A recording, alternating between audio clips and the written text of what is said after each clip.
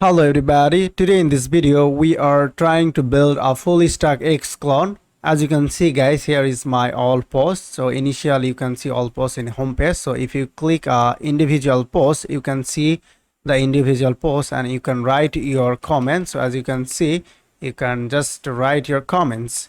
That's so cool. After that, you can go your profile and you can see your profile. So you can edit your profile by clicking edit button. As you can see, it's pop up and you can update your cover photo and profile picture. You can update your username and you can update your bio and you can save it, so it will be saved immediately. And you can go another profile and you can follow the user. So if you click this follow, then it will be here will be show individual user post. As you can see, this user has only one post. I can able to like and I can able to dislike any post. So well, I go this user, and as you can see, this user has one follower. So I can go and check how many followers, how many following, how many posts. So cool. All functionality will be learned after. In order to start your project, you just need to type this command and it will pop up something, and you just need to follow the instruction I did already. We start our coding from this root layout.js file. Inside the root layout.js, we are going to add our sidebar, follower, and everything so that it will be available for all pages. Let's see how we can do this thing. First of all, we have to add a div. So let's add div class name, and let's end of the div. So for example, we can say ace screen bg going to be black. After that, we can use div class name, and then we can say, for example, this is going to be a container, and after that we can use ace full, height going to be full, mx going to be auto, that means margin left and margin right auto, xl going to be px13, just like this, and mx max width going to be 6xl. After that, we can take another div which will be our basically grid based layout. So we are going to add display grid here, grid, and grid calls, let's say 1 2 3 4, we can use 4, and is going to be full, just like this. And we can use this children inside this div, and we can say here, let's say sidebar. After that we can say here follow bar, just like this. And let's create a component which will represent our sidebar. Inside the app folder, we can create a folder which will be component. Inside the component folder, we are gonna be create our file which will be sidebar.js rf reference rfc, and our functional component. Create another component which will be followbar.js, just like this. And inside the layout, we can use here just sidebar. Let's import the sidebar, and for follower we can use follower, just like this. If we save it, as you can see here, looking ugly because we have to remove the pages. So this page is going to be ace1 post feed. Let's see. As you can see guys, now it's looking good. So if we see, as you can see, sidebar, post feed, follower is one line. Now we have to define how many columns will be spread these children. So we can give a div class name, and inside this div basically we are going to use this children. Since this is going to be a post feed, so we can add here like call span, So call is pen, so it will be 3. And whenever our page will be bigger, then it will be 2. Call is pen 2, but before we have to add lg on scores large, just like this. And if we go our side once again, as you can see, here is our sidebar post feed, and just like this. So it's pretty cool. As you can see, now it is cool. Sidebar post feed follow bar. Now we are gonna be work the sidebar section. In order to work our sidebar section, we have to go to sidebar component. So inside the sidebar component, basically we are gonna be add all our label. In order to add all our label, basically let's add a const variable array of object, let's say items, just like this. This is going to be an array. Let's add some object, let's say add icon, and we can add some icon which will come from React icons. Let's install React icons first of all. In here we're going to add npx install React icons, and after install will be get back soon. As you can see, our installation has been done. Now we are going to use this thing. So basically let's import all these things just like this. We are going to use house. After that, that's going to be label going to be home, and is Arif. This is going to be our home page link up. After that, we are going to take another object which will be icon base. This going to be baseball field, and label going to be, let's say, notification something, and then we are going to add a serif just like this, notification. Let's copy and paste it, guys. I have added all these things: fa user, for fa profile, and a notification. If you want to add more label, you can add as many as you want. Now we are going to give some style inside this sidebar. So let's add the class name. So first of all, we're going to add call is pen. Let's say it's gonna be 1. A is going to be full. After that, padding right going to be 4, and md going to be, let's say, pr minus 6. Whenever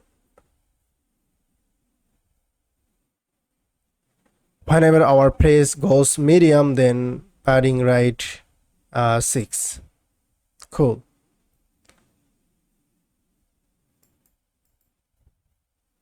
We'll take another div which will be, let's say, class name, and end of the div, let's say, for example, flex. We are going to use display flex, and flex going to be column. Items going to be center. I do have a video about CSS Flexbox. If you don't know, then just check it out and you'll learn how CSS Flexbox work and everything. Now we are going to map our items. So let's go to inside this div and let's use items dot map. And in order to use map, basically we have to use curly bracket. Okay, just like this. Map going to be our callback function. So let's say, for example, we use items, and just like this, inside the item, let's say, for example, we can use sidebar item just like this. And see, if we go to our site right now, as you can see, here is our sidebar, 3 times loading. To clear view, we can add now, as you can see, text white with this clear view sidebar item. So instead of sidebar item, basically we are going to show here all these label icons. In order to show, now we have access items. Let's say, for example, every item should have a key. Let's say items dot href, just like this, and href, or we can say id basically, and icon items dot icon label items dot label, just like this. And now we have to work inside the sidebar item. Inside this sidebar item, as you can see, sidebar, and we'll get label and icon as a props. Let's get these two things. First of all, get the label, and after that we'll get icon. Okay, now we can take a div which will be, let's say, flex, and flex going to be row, and items going to be center. Afterwards we are gonna take another div, will be, let's say, we can basically give all style here. Give height is 14 and w 14, and rounded, let's give full, and this gonna be display flex as well, and justify gonna be center, items going to be center, and padding going to be 4, rest of the padding gonna be 4. After that, let's give some hover, bz salt, let's give 300, and hover, let's give bg opacity 10. And whenever our page goes larger, that's gonna be hidden. Okay. And inside this div, we are going to add our icon, and we can give the size for this icon, and let's say 25, and we can give color, let's give white, and end of the icon. If we go to our site now, as you can see, our icon is appearing, but it's working. Let's I think okay, LG is hidden, which is good, not hidden. So here LG going to be hidden, not D, and cursor going to be pointer. And if I go once again our site, and as you can see, our icon is hidden because it's larger our page. So it is working. Now this div end, and let's give another div which will represent our icons and label as well. Class name, and end of the div, let's say we can first of all, this is going to be hidden. After that, LG, when page goes larger, then it will be display flex, and items items going to be row, gap let's say 4, padding give 4, and round it going to be full, and hover let's say bg salt 300, hover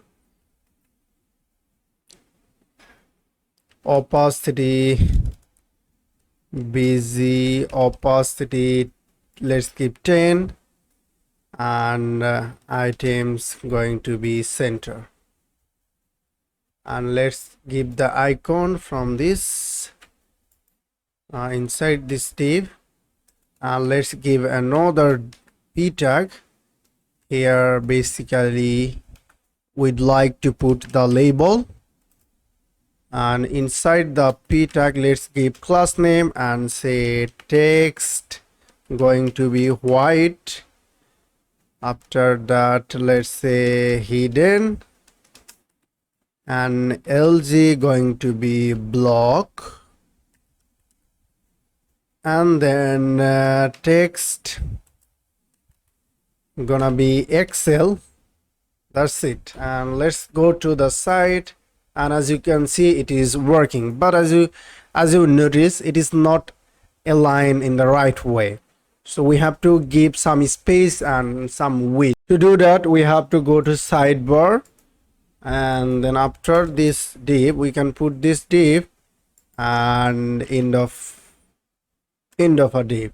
So space y2 lg width, and if we put this style here, and then it will be workable. As you can see now it is working.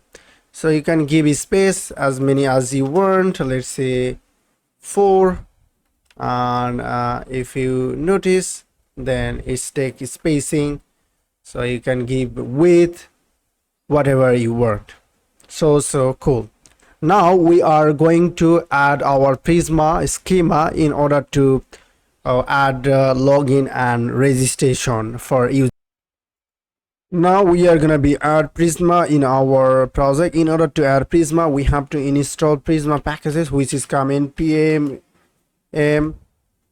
install Prisma save -dev, just like this. Then it will be installed very soon.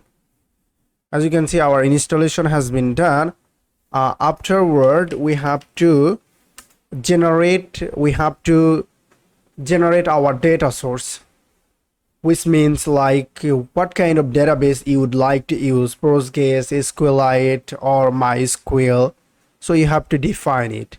In order to generate our data source you have to type this command npx prisma init data source provider Postgres, the database name. After type this command you have to enter, and then you will be able to see, as you can see our Prisma schema has been done. If we take a look, here is the Prisma folder. Inside this Prisma folder, as you can see, here is the Postgres database data source and generator Prisma client, which is cool. I have a video how to you can generate everything. I'll give the video link, and we can create our database in Postgres in locally. Let's go to our terminal. As I told you how you can install Postgres in your machine, I have a video. I will give the link on description. You can find how you can install. After install you have to say PSQL -u and the database name and the username basically. So my username is Postgres, and after that here as you can see give the password. I'm giving the password. Then you have to just create database and then database name. So you can give whatever database name you want. I have already created my database, and let's go to the .env file. After if you give anything, let's say tweet 1 or 4, something like that. So as you can see, your database has been created. So cool. Now if you go to .env file, inside the .env file, as you can see, here is the database username basically. So my username is Postgres, and then password. So my password is my name that I'm giving, and I'm going to use the database which I have created, threads, something like that. This is my database name, but you can create whatever name you want. After that, save and close .env file, and your database connection has been done right now, but we'll check is it done or not. Let's go to the schema.prisma file. Inside this schema.prisma file, we have to define our model. Now we are gonna be create our model. Let's close this terminal and just like this, and let's go to our schema.prisma file, and let's create our first model, which will be user. Let's keep the model, and model name going to be user, and inside this user model we have to get an ID, and which will be string at the rate, that's going to be ID, and we can say it default, and default we are gonna be generate UU ID just like this. After that, we are gonna take a name which will be string, just string, nothing is special, and we are gonna take user name, that's going to be string, but username will be unique for each user, and we'll give user to. Then we have bio, user bio going to be string. After that, email going to be string, and also email going to be unique. And we have image going to be string, not going to be unique. We are gonna be use cover pic, which will be string.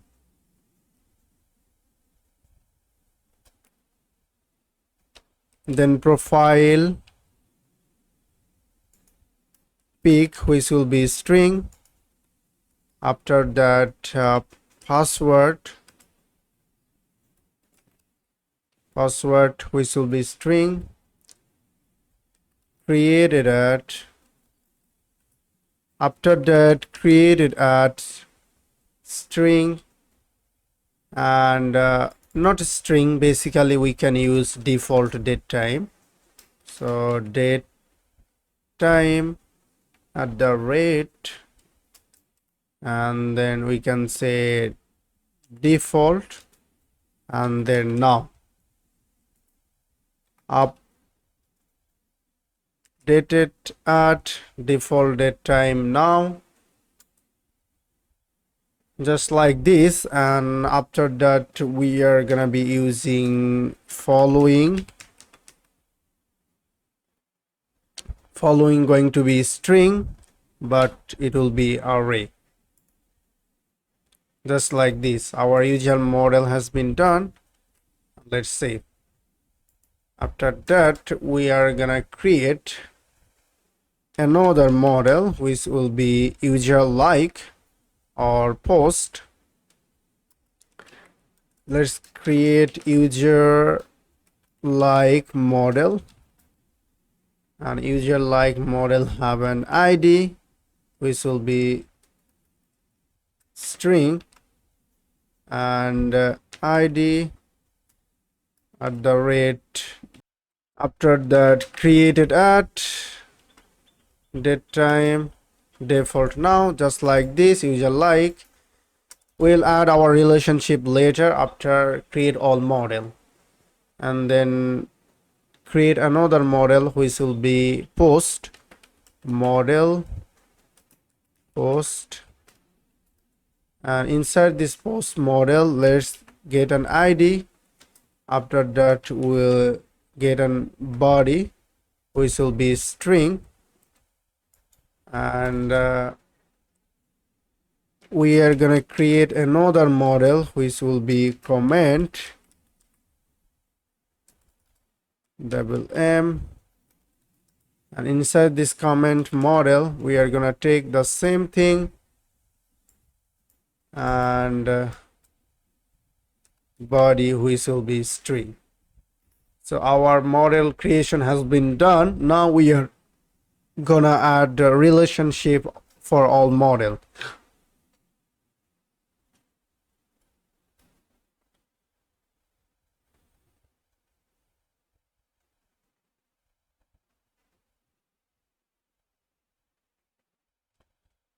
But for post you can add create it at, update it at. Just copy this thing and let's post create it at, update it at, and yeah.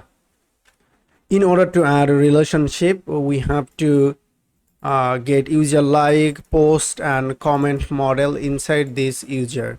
So let's get it. First of all we have to get post, and which is coming from post, just like this, and we can say the relationship name basically so that it will be easier to add later. Post to user, something like that, and then we can say comments, and which is coming from comment @ relation and comment to user, and then we can say likes and say user like @ relation and likes to user, just like this. And then go to the, let's go to the post. First of all, inside this post model basically we have to get user and then user model @ a relation, and relationship name going to be post to user, just like this, and then field name which will be user ID, and after that reference going to be ID, and then on delete going to be cascade. Okay, now we have to create user ID. So user ID going to be string. Okay, let's go to the comment. Same thing we can do here, just copy and paste, but we have to copy this comment to user, just like this, comment to user. Yeah, reference user ID. Okay, our error has been gone, but it says error a one-to-one mass unique field. And then we have to go to the likes, and we can do the same thing inside this likes.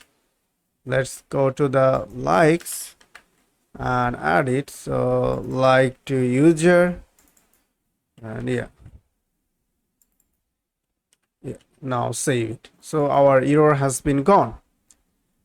And after that we have to add another relationship which will be post. So inside this post let's add a relationship which is comments, and comments going to be comment, and we can say @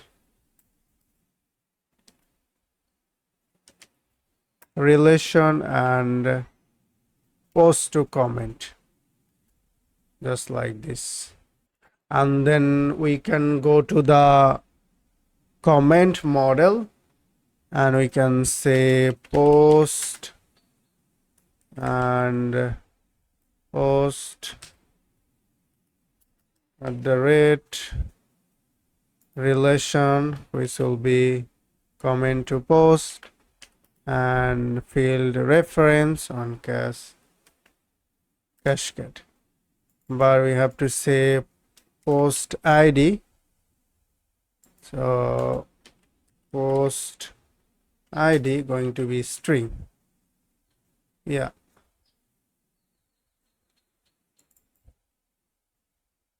It will be remove this thing, and yeah, and then go to the post and say likes,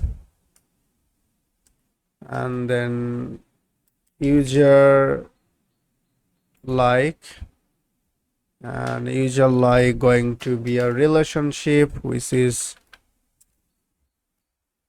say user like to post. So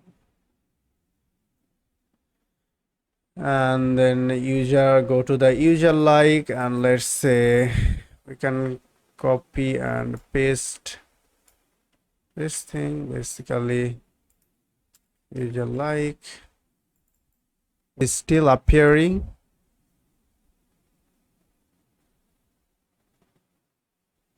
So comment to post, and I can say comment to user likes. So user likes, so this is going to be here, not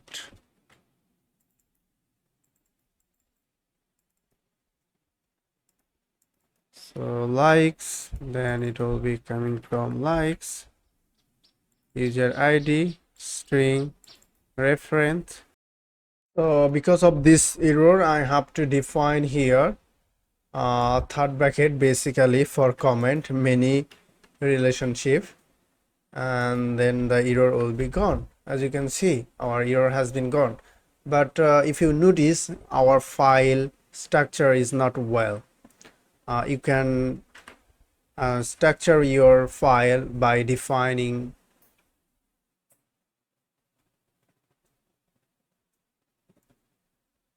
but as you can see, our file is not well structured. You can do this by using one command, which is Prisma format. So let's use npx Prisma and then format. Okay, if you type this command, then you'll be able to see your schema file is now look pretty good. As you can see, post, comments, like, post to user, comment to user, user like to user, and then here is the relationship. So user like to user is a user ID will get defined as a field and reference, and post for post ID. Inside this post model, I have defined here user and one to many relationships, and here inside this command post comment to post. And let's go to the comment. As you can see, here is the post relationship comment to post. So pretty cool. Also user comment to user, and inside this likes, user likes also. So user like. So I have already explained how it's work. I do have a video, I'll give the link on card so you can find out, so you don't need to worry about how all the relationship work. So if you watch this video, then you can able to say yourself, I know all the relationships so well. So that's going to be our relationship. Now we are going to add our authentication user registration model, so that user can able to add their username, email, and password in order to log in our application.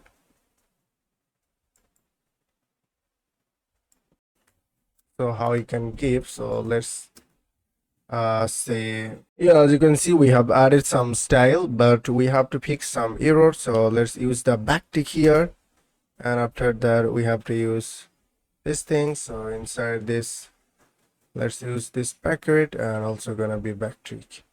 Yeah, now it's looking good. So now we are gonna use JavaScript backtick, so we allow to write our variable according to condition. So if follow it, then follow it, or fit secondary, large, so we can get large here. So lar large, yeah, now large is working because we'll receive as a props this large variable. Okay, so cool. So as you notice here, I have added everything: label, secondary, follow it. So we'll pass as a props follow it, disable, outline whenever we use this button component. So we are gonna be use this component several times. That is why we created our own button component, which is cool. Now let's go to the model folder file. Inside this model file, as you see, I have added as a props title, but we did not define it. So we have to define it, title, and then we have to say body, and then we have to say footer, just like this. Then if we go to our site, and if we see, then now it is pretty cool. Then we have to create our input. Basically, let's say you have to define your input. To create input, we can create a input component which allow to write this component folder. We are gonna be create a component which will be input.js. Inside this input.js, basically we can add our functional component div. So here class name, and we can say width going to be full, and inside this div we are gonna be define our input. Basically, let's say input, and input, then type, which will be, let's say, type. We are gonna be receive type as a prop, so that we don't define anything, just end of the input, and let's define everything so it will be workable. And then we are gonna be at disable, which will be disable, and after that let's say add on change, that's going to be on change, and then value, which will be value. After that let's add placeholder, so placeholder going to be placeholder, and finally we can add a class name. Then we can give some style, basically let's say w full. After that padding going to be 4, and then lg, and bg going to be black, and border, which will be 2, and border neutral, which will be 800. After that outline going to be gonna be none,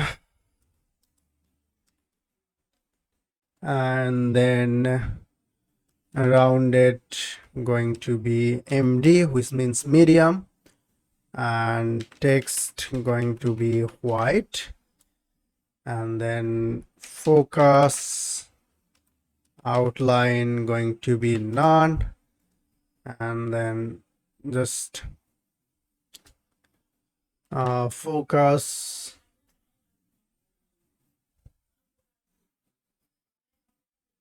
we can say focus, and then border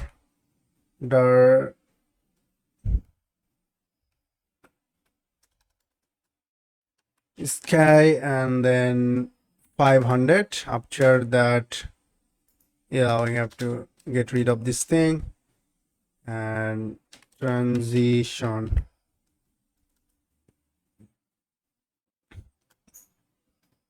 And then disable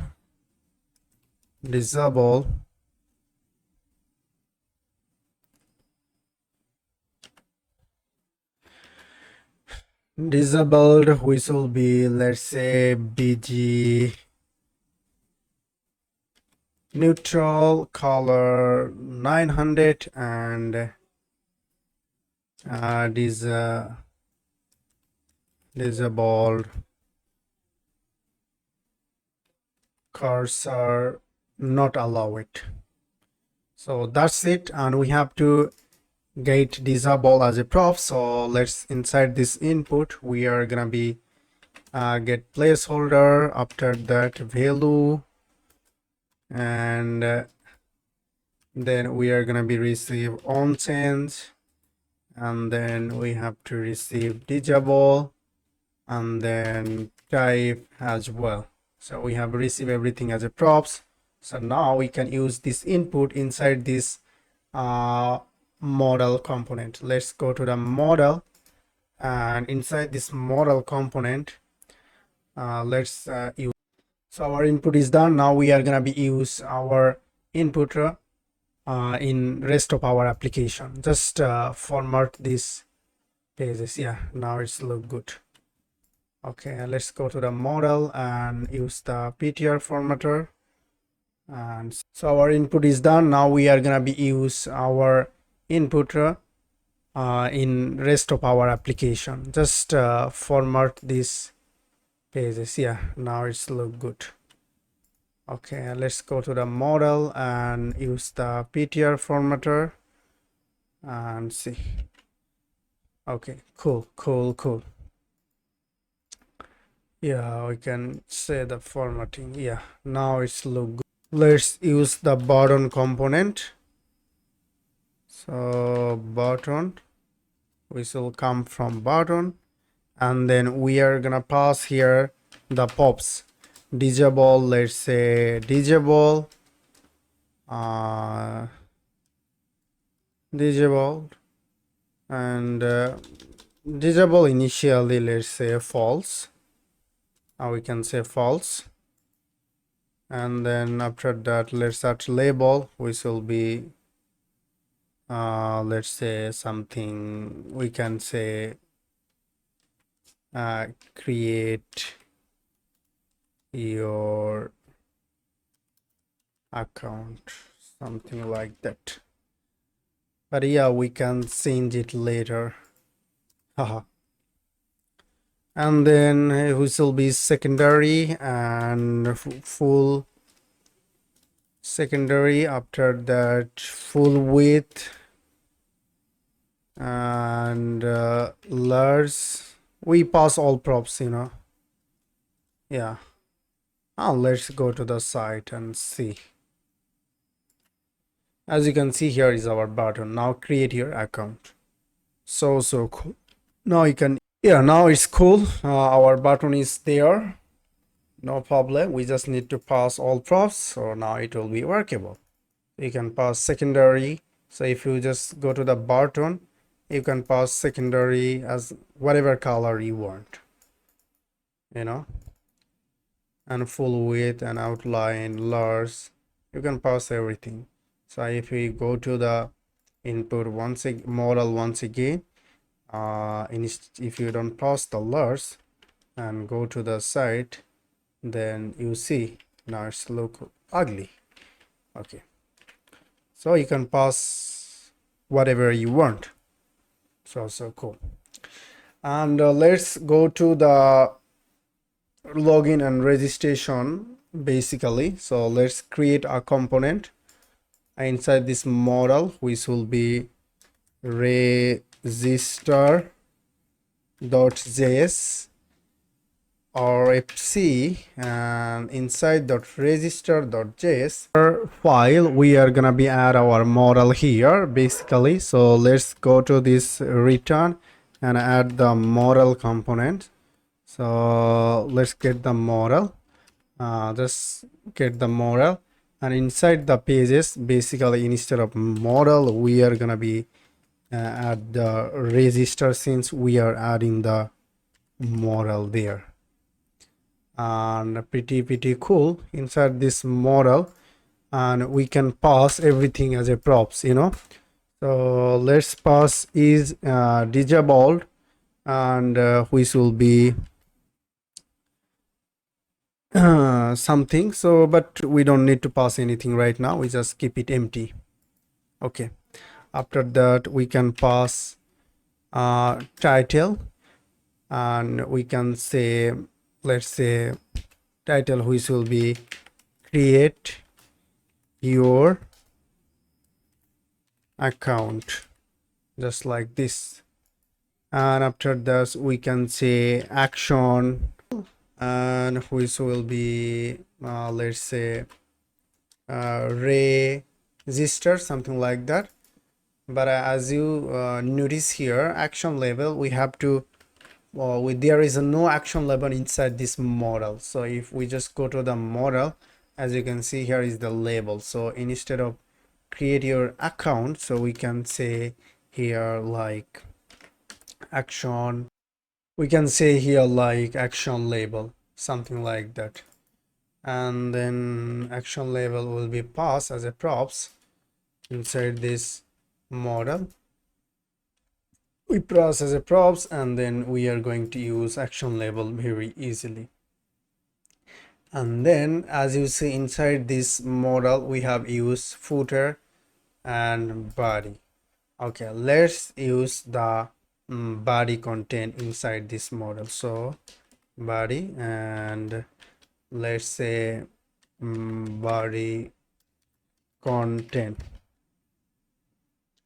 and we are gonna create our body content basically. So register, and let's say const body content, and we are gonna be create our content, and we can say div class name, and which will be, let's give some style flex, and flex gonna be column. After that gap, which will be 4. Instead of using margin, we are gonna use gap. And then we can use the input basically. So input is coming from input, since we have created this input component as you need placeholder, value, and everything. We can now use this input inside this registration component. And input going to be int, and inside this input basically we can pass everything disable, and let's say keep it empty. We are going to ask it is loading there whenever our page going to be register to. After that, which will be placeholder, and placeholder we can say email, first of all email address, and we can say value, which will be email. Okay, we have to create a since we are using value, basically we have to create a use state variable const, and we can say we have to import use state from React. Since we are using use state, then we have to use use client, because we are using use state, that is why we have to use it use client. In Next.js 13.4 version or this latest version, you will see all pages is server component, but if you want to create a client component, then you have to use client. So cool. Value is there.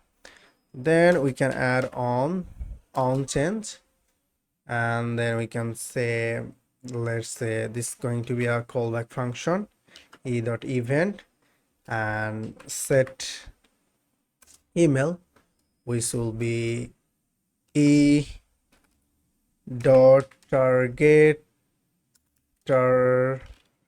get.value. Our input is done, email input is done. Now we are gonna check whether it is working or not, and let's just format everything and go to our site and see. Now it is working, email address. So cool. But if we click here, it is not working. So we have to make it happen, but let's add multiple inputs there for email and name and everything. Okay, let's add this same thing as we add. So as you can see, I have added here password, username, name, and if you notice here, name, username and password. So you just need to copy and paste and change the name. So I hope you can able to do this thing. And I have added here the is loading in here. So is loading, initially it going to be false, and you can add this is loading here. So instead of empty, we can put in here is loading the right. As you can see, email address, name, username and password. So you can add email address, your name, username and password, and then if you click here, register, this that's going to be register your. Now if we click here, then our model going to be closed. Now we'll make it happen. So let's go to our model, and we can say here action label and on close. Basically insert this model.js file, we have added on close, and we have to make a function which will close our model. Let's make a function call. So let's make a function which will be handle close, const handle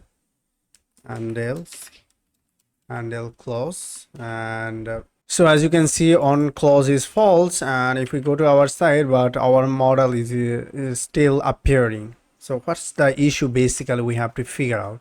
So if we just disappear the model, then we have to add a condition here, if not on close, and then we have to say return null. Yeah, just like this, then our model will be disappear, as you can see.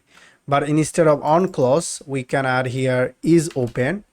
Let's say is open, just like this, and we can say is open is not, then our model will be disappear. So since we pass here as a pops, then inside this register model, as you can see, is open going to be any. So instead of on close, we can say here is open, and is open going to be, let's say, false.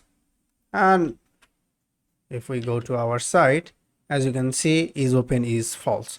But if we true here, let's say true, then our model will be appearing. So cool. So now how we can able to control our state, so whether it's going to be true or false, then we are gonna be use our controller, state controller. For this state controller, you are gonna be use Redux, whatever you want, but I'm going to use Justin. So let's go to the website and see. So as you can see, guys, here is the Justin npm packages. So first create Justin store, and then you need to bind your component, and that's it. You don't need to worry about for anything. So let's go to our site and install Justin. Clear npm install. To install this Justin packages, now if you go to the register.js file, and then if you just comment out this thing, so footer content, which is coming from text neutral and text center empty4, and already have an account, span tag and text white and sign in, and you just made it like footer. Since we are passing here footer, let's see this footer, as you can see, then we can easily pass this footer as a props, as you see. So we are passing footer content. So save and go to our site, and then as you can see, already have an account, sign in.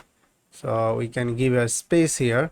Now after that we can able to control our state, like whenever we close it here, then it will be closed, and we can is open true and false. So right now is open is true, but how we can control our state? To control state, we have to create a folder which will be, let's say, hooks, and inside this hooks folder I'm gonna create register model.js. Inside this register model.js I'm going to use Justin. So let's go to the Justin example, Justin and npm. So let's get this thing, and it's very simple to first create a store and then bind your component. So simple. Inside this store, use, let's say, use register and create set, and after that we can say is open going to be, let's say, initially true, and on open and on close, which will be set. We just get rid of this callback function, and yeah, just like this, we don't need this thing, and we can say is open, and which is going to be initially true, on open is open true, and on close going to be false, and yeah, is open and sorry, is open gonna be false, and on close function is click, and export default user register. So we can use capital letter register just like this, and inside this component, let's go to model register, and we can able to use this thing.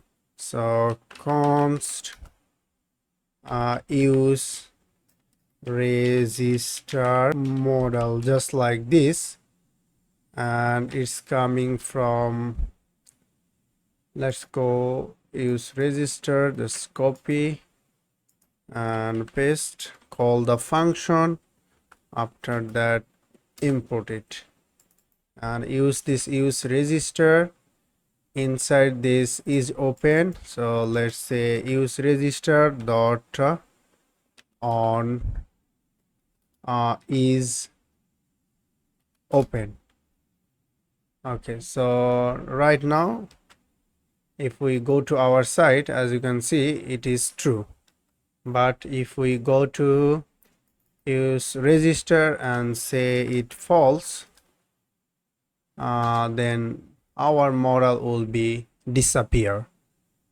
Okay, it is working so far, so cool. We can say it true.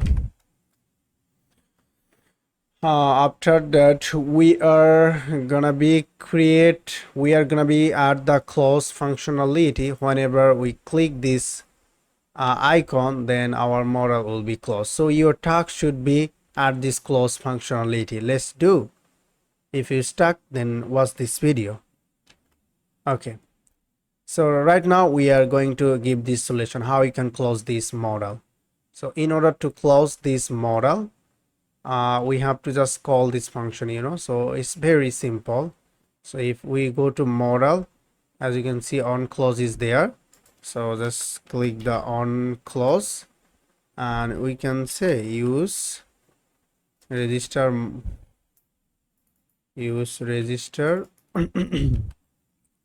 model dot on close.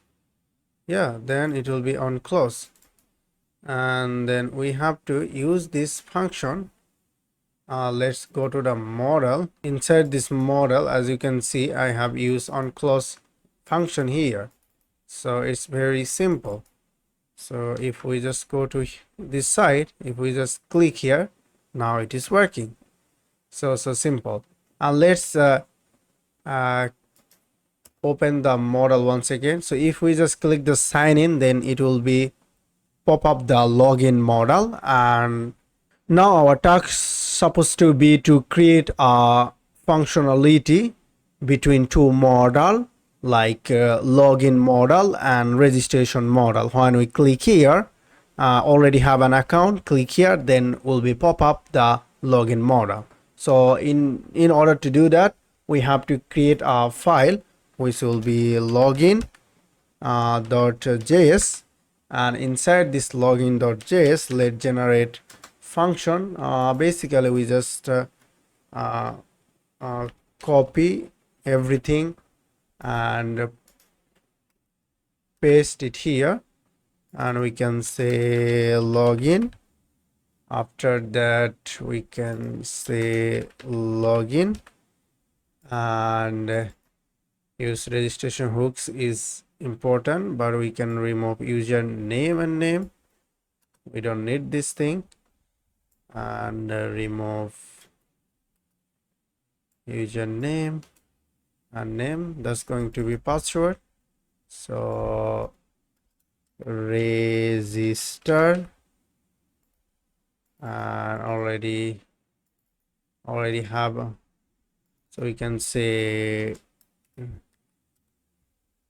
do not have an account, and after that is open going to be, we can create another hooks. So inside this folder, let's say login model.js, and inside this login model we just copy and paste, and let's say use login and get this thing, use login. Initially it's gonna be false and everything will be same. And inside this login model, let's use login, and it will be get use login,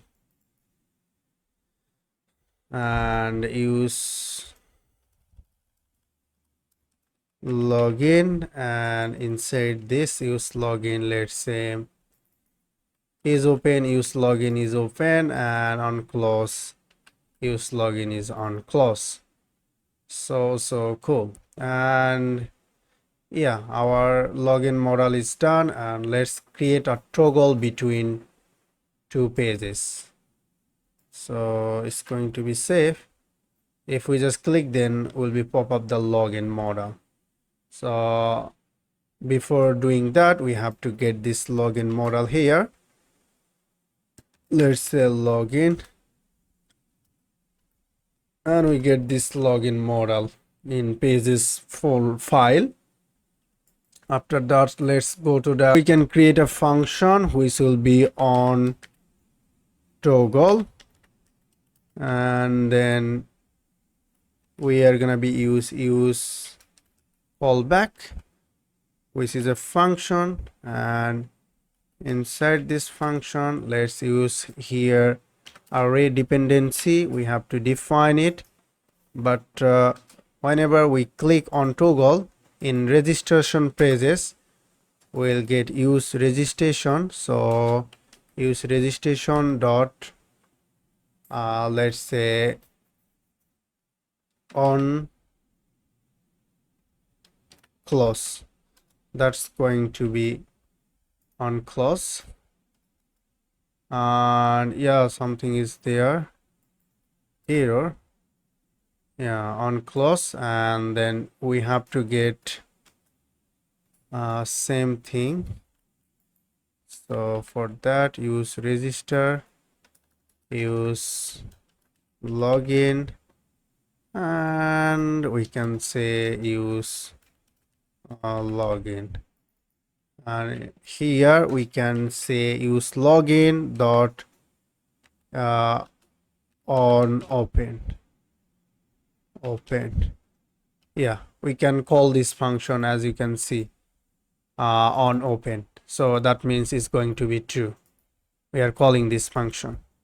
Yeah, after that we have to define this array dependency, and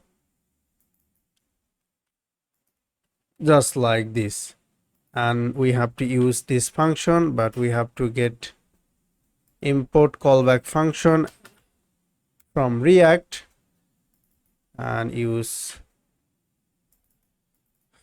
let's use on toggle. So we are gonna be use on toggle inside this span tag. So on click, let's use this on toggle. And if we go to our site, so right now it is not, use login is not defined. So use login says not defined. So we have to get this use login as well. Now it should be. So right now, as you can see, already have an account. If I click here, then it is pop up the login model. But create an account, instead of create an account, we have to say it like register. So login, and we can say log in your account. All right, so let's see. Right now, log in your account, and if we click here register, then it will be register page, register mode. So let's do this thing. So in order to do this thing, we have to just copy everything. So let's copy, but let's format it, guys, so it will be look pretty cool. All right, so let's go to login and use it. So yeah, login, and inside this login, and we can say on close gonna be here, and on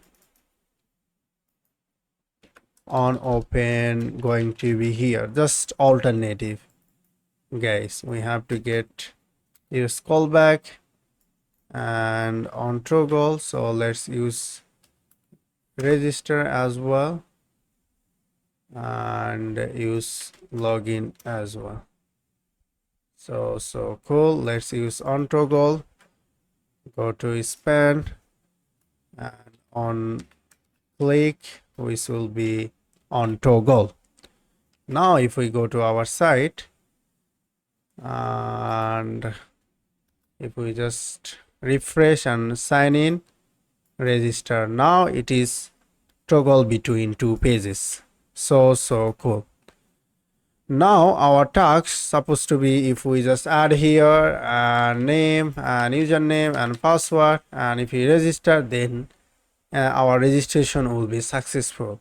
So how we can do this thing? Anything else we need to do? But no, but we can add this thing. So if we just click here, then our registration will be done. Before adding the registration functionality, basically we have to go once again the schema.prisma file and see everything is fine. After that, we have to go to .env and check that you have a right connection with your database. So it's the name of username and the password, and after that the database name. So I have given the threads, but you can give whatever you want, as I already told. And then you have to open up a terminal, then you have to migrate the database table, So in order to do this thing, first of all you have to type npx, and before that you have to kill the terminal, so then you will get an error. Npx and Prisma, and you can say generate let's say it will generate the Prisma client. So whenever you want to work in Prisma client, then you have to type this command in order to get rid of this. So as you can see here is Prisma generate has been done. After that we have to say npx Prisma and migrate and say div, and then it will pop up the migration name and it will check your database and username and password. Enter the migration name. We can say first one, and see our migration has been done. If we check it out, and then we have to go to the PSQL -u and then the username Postgres. After that I'm giving the password, and then we can enter the database. So C, and we can say TASREADS threads, and we are now connection with threads. And let's check the database table DT. As you can see, here is the comment post user like. So well, now if we just check, there is nothing. So select from, let's say from user, and you should be capital, and as you can see there is a 0 row 0 column. That means we have not added any accounts. All right, now our goal to add accounts. In order to do these things, basically we have to add an API endpoint. So in Next.js app router, you have to add API endpoints by yourself to say route. So as you notice here, every pages represent a folder. As you notice, if you take a look in front end, you have to define a folder, and after that you have to define a file which will be pages.js. And for API it's the same thing. Let's say you can create, let's say you have to create a folder which will be API, and inside this API folder you can create another folder. Let's say register will be your API endpoints, and inside this register basically you can create a file which will be a route.js, you know. So route.js will represent your API endpoint, just like this. So in order to do this thing, first of all you have to get let's Prisma, but I will get it, you know. So let's say export async function. We can say, since this is going to be a post request, we can say post, and after that we can pass in here request, request, and then we can say it like const destructure this thing. So we are gonna be receive email and name, after that password. So email, name, password, username, we can say email, username, name and password, which is coming from request.json, basically not request.body, it should be request.json, remember. After that we can say const user, which will be a wait. Since it's a async function, we have to wait, and Prisma dot user dot create. So create. inside this create, basically we can say this is going to be an object, and we can say data, and data going to be create, yeah, username, but we can destructure everything, you know. Let's just destructure. So email, username, and password. Yeah, email, username, and password. So password going to be MD4. So we can open up the terminal and install one packages, npm install, let's say MD5, and this package will be installed soon. We can say password MD5 and password, just like this. So password going to be MD5, and we can say Prisma, but we have to add Prisma instance for this thing. So let's create a instance Prisma. So inside this app directory, let's create a folder which will be libs, and inside this libs folder I'm gonna be create a file which will be prisma db.js. inside this prisma db.js, let's let, and we are going to say prisma, after that const client, and it's going to be prisma, and we can say pipe, yeah, and we can say new prisma client, which is coming from prisma client. Basically we can copy and paste if something is here, and now it's going to be workable. So let's go to this API routes, and we can easily get it from db. Yeah, prisma client, not like that.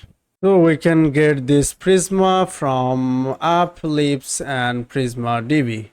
So here we go, prisma db. Yeah, okay, cool. And also we'll get MD5. So yeah, MD5 from MD5. Now let's end of this div, and we can return and response. So next response, and which will be dot json, and we can say user. Yeah,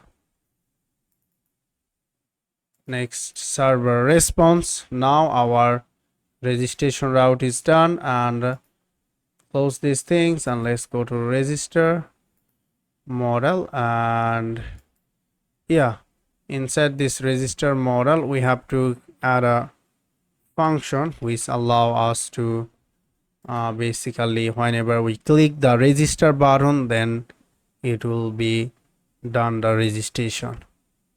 So on toggle we have to create a function which will be on submit. So on submit, and that's going to be a callback function, and let's say, yeah, end of this thing. So yeah, inside this on submit function we are gonna be use try catch. So first of all we have to try, but before trying we can say set is loading going to be false, sorry, true.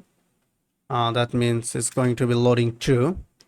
And after that we can say const res, and we can say await, and that's going to be face, and we are gonna be say like dot api slash register, and yeah, go to the register, After that, we are gonna be pass here method.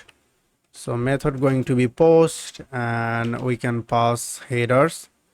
So headers, let's say context.json, and yeah, just like this. Our headers is int. Then we can pass the body, so which will be json.stringify, and we can pass object here. So inside this body we can say email, and then comma password, just password, and name, comma username. Yeah, just like this. So after that, if respond is okay, but we have to say, since it's a function, then it's going to be async function. Yeah,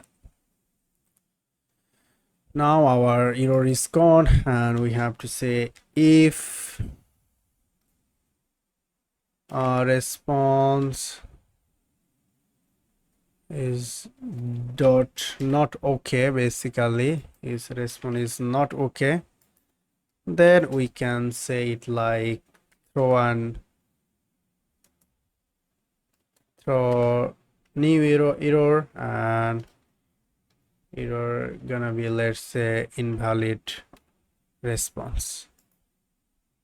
Yeah, after that we can say set is loading going to be false, and we can use React toast notification, so we can install this thing. So npm install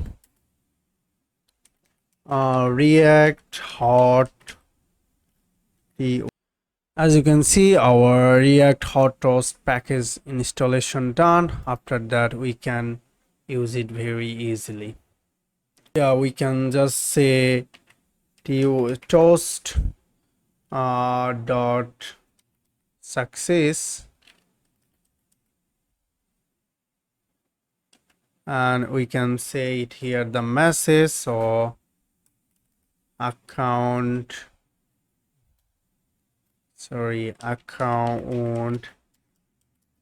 has been created, okay, successfully. So now we have to get this toast, React toast, and yeah, that's so cool. After that, we can say like if it is done, we have to sign in. So await, and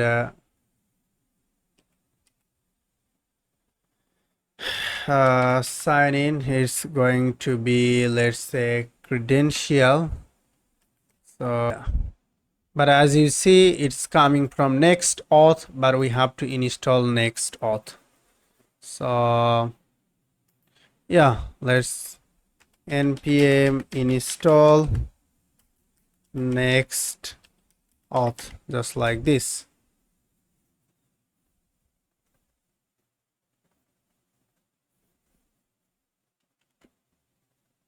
So let's go to NextAuth. I'm not sure it is the right package or not. So get started. Yeah, NextAuth. I'm pretty sure. So now we can get the sign in from NextAuth. Yeah, let's create this thing. So it is not getting, but we'll get this thing. So go to top and let's get import sign in. We can say from where it's coming from. Let's say NextAuth and React. just like this. So save. Next.React React is done. After it will be sign in with credential, and then we are going to use use resistant model, which will be close. After signing is done here, and then use login model will be close. And yeah, that's it.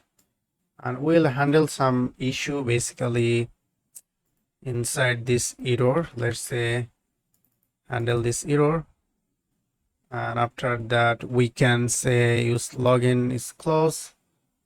And yeah, finally we can say finally set is loading, let's say false. Yeah, we did this false here. Yeah, false is here. We don't need this thing false anymore. Pretty cool. Now we can use on submit. So we can say on submit. If we just hover over, as you can see, on submit is not there. So we have to go to model, and we have to say on submit somehow on submit, and we have to use on submit in our button. So button component is here. So let's say on submit, it's going to be on submit. Yeah, not bind it, submit, that's it, on submit. Yeah, now it passed the on submit. So if we see, now we can see on close. So to use on submit, basically we have to go model, and inside this model, let's use a function which will be cons handle submit, and which will be callback.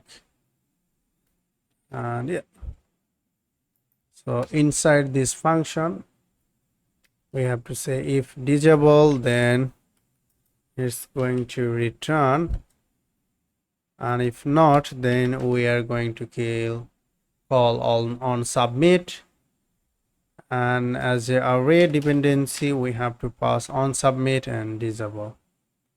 Yeah, now we are gonna be use handle submit. Yeah, inside this on click, it's going to be on click. So right now if I go to the register model and on click is open. So let's go to the model. Yeah, on submit is now there. So let's get this function and call this function. So footer action label, and let's get on submit, and we can say it like let's call this on submit, and let's use this on submit. Yeah, pretty cool. And if we go to our site and let's give a refresh, hot refresh. So yeah, all right, if we just click register, as you can see, nothing is happening here. That means something is wrong there. We have to figure out. So let's go to the button. So inside this button, as you see, we have to pass on click. So here we have to pass on click on.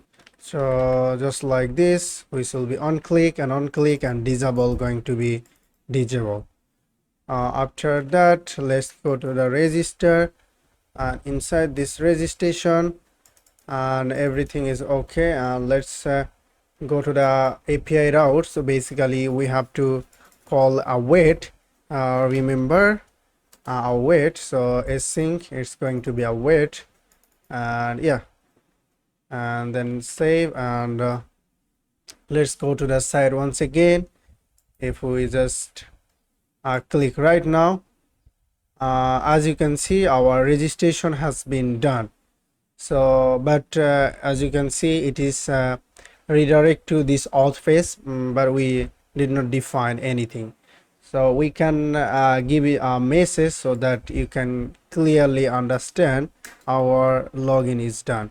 So we are gonna import toast, react hot toast, and yeah, right now if we go once again 3000, and let's check test at the rate gmail.com, and now going to be test, username gonna be test, and passwords let's give 12345, and console clear, and see. So account has been created. You see the message, guys. In order to check our database whether our account has been created or not, you have to go to this terminal and type PSQL -u Postgres, the database name, and then password. After that, let's enter the database, and then you can able to see. Yeah, now it's connected to database. So let's check DT database and select from all, and which will be user, and see. Okay, as you can see, here is the 3 user, test and test@email.com. now it is working. So I have created 3 user, skill with Arif and test and how. So that means it is working. Now our goal to add the login mechanism in order to keep login the user, so keep the session saved in our browser. To do that, we have to go to this API route, and inside this API route, let's create a folder which will be, let's say, we can say auth. We can basically say just like this folder, and auth. After that, we can say third bucket, just like this 3 dot, and NextAuth, and end of these things. After that, we can say route .js. You can write everything at once. Yeah, cool.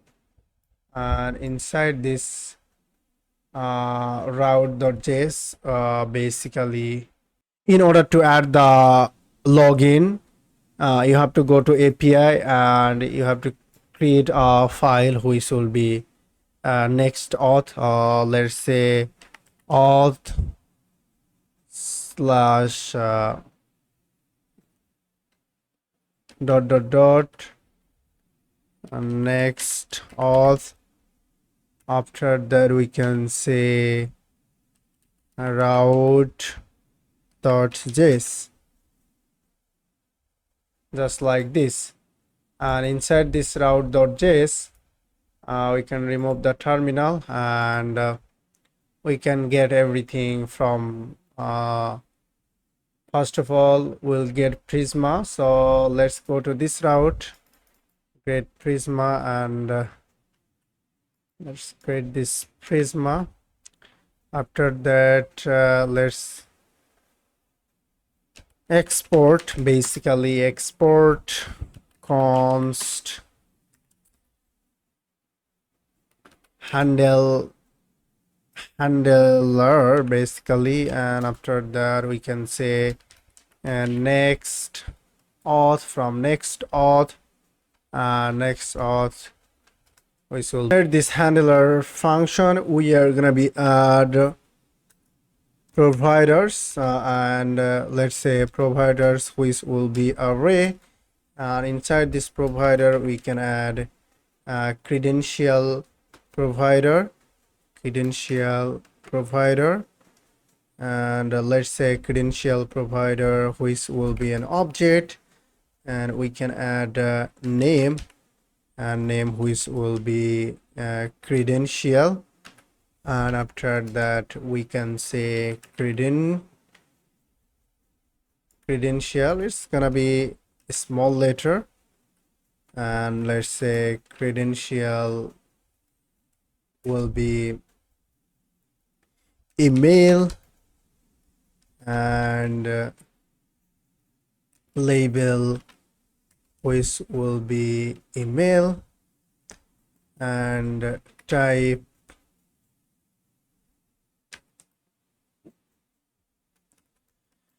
going to be text,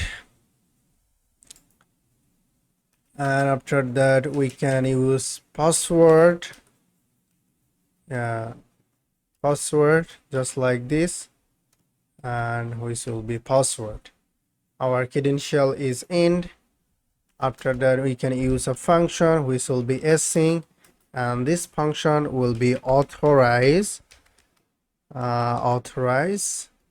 and inside this authorize function we pass the credential, and then we can use here condition if credential dot email, and after that credential dot password is not, then it's throw an error, basically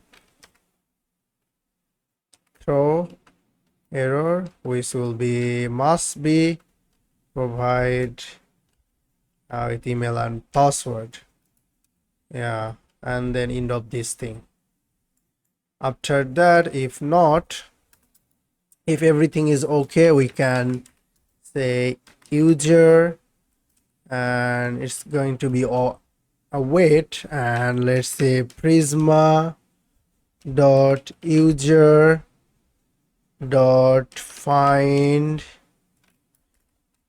fast, and inside this find fast we are gonna give condition where basically email credential dot email. After that, if everything is okay, we can check basically if user and credential dot password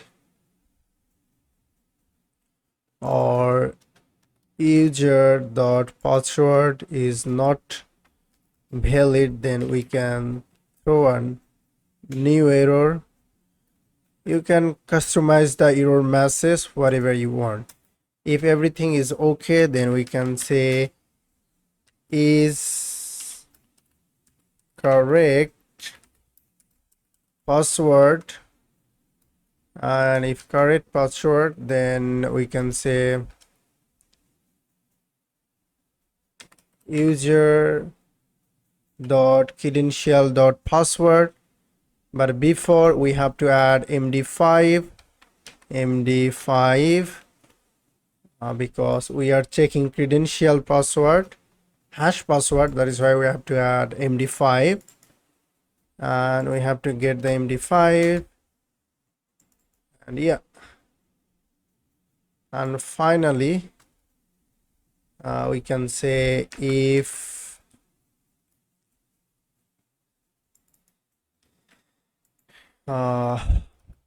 his password is not valid, then we can say throw a new error, credential must be provided with. Okay, it's going to be word. That's it, and then we can return.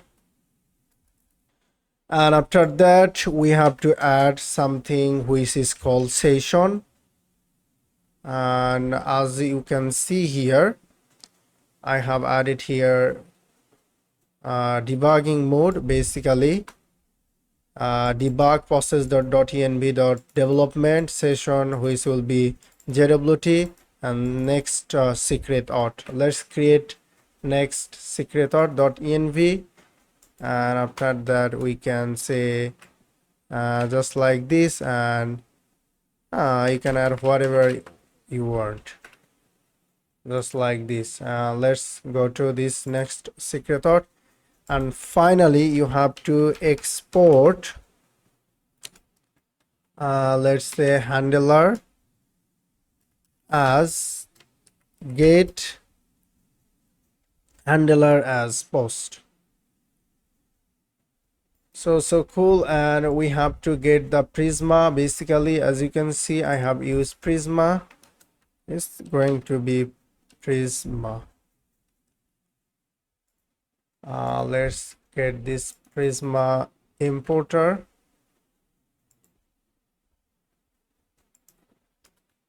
Yeah, Prisma, now get it.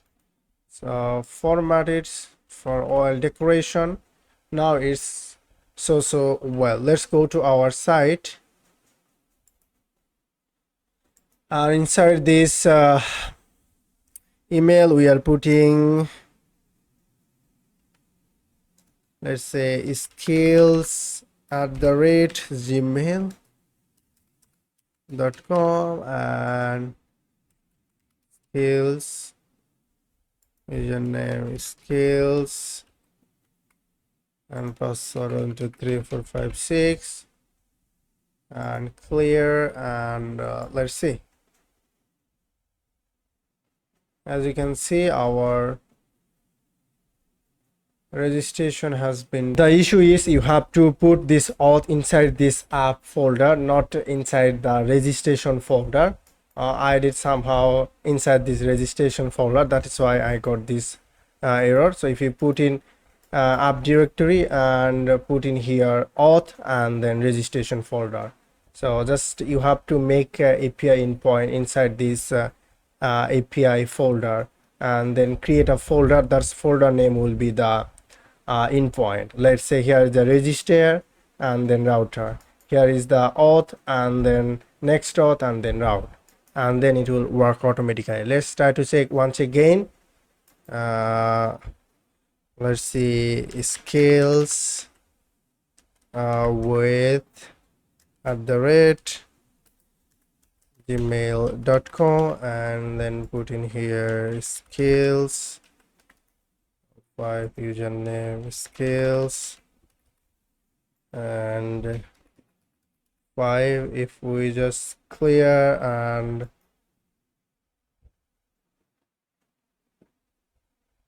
account has been created successfully.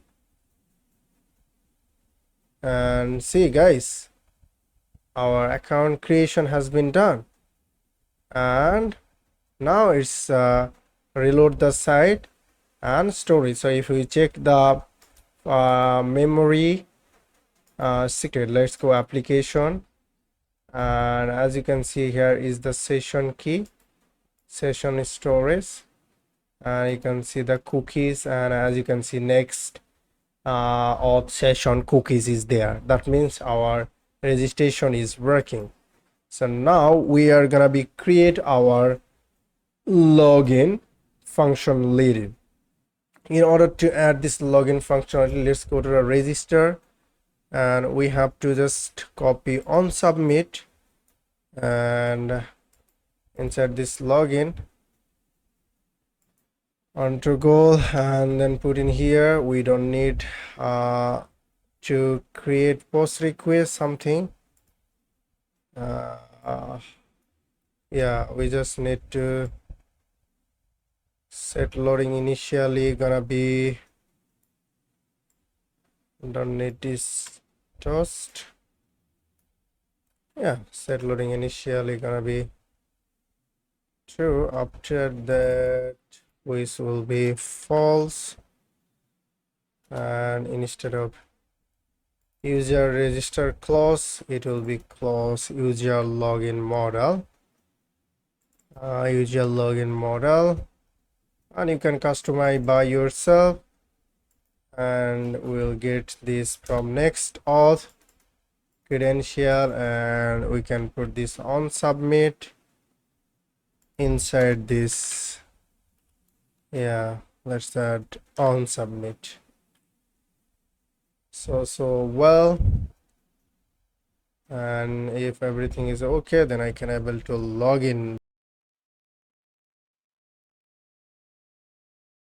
Okay, so for that we have to add basically dependency array. Here we can say, let's say user login, and we can say use login model, and then email, and then password, and we can add the dependency array here as well. Let's see, since I have added here use callback, so I need to add dependency array. So use register model, and then email, password, and yeah, and name and username.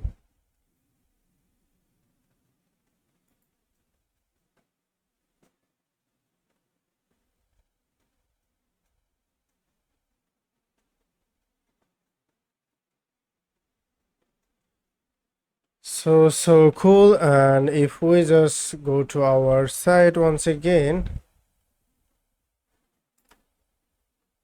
yeah, now we can able to log in. Let's see, try to log in, basically arif@gmail.com, and then password 6.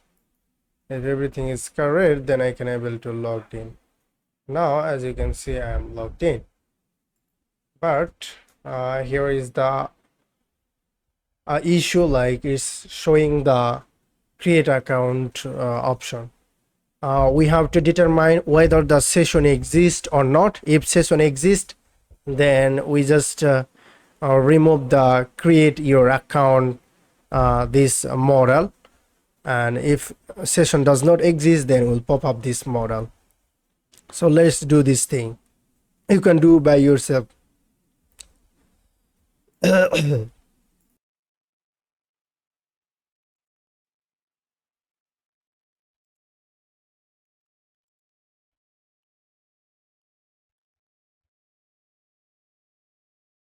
do that, we have to add session providers. Basically, let's close API, and inside this component we are gonna be add another component which will be provider.js, and inside the provider.js, and we are gonna be add this thing, and which is use client import NextAuth and session provider, and it's get session. Now we can wrap all our component. It's like use for client side session provider, you know. And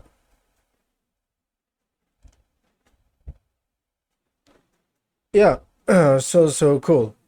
Now we are going to use provider inside this layout.js, and here in of this body, let's use this provider,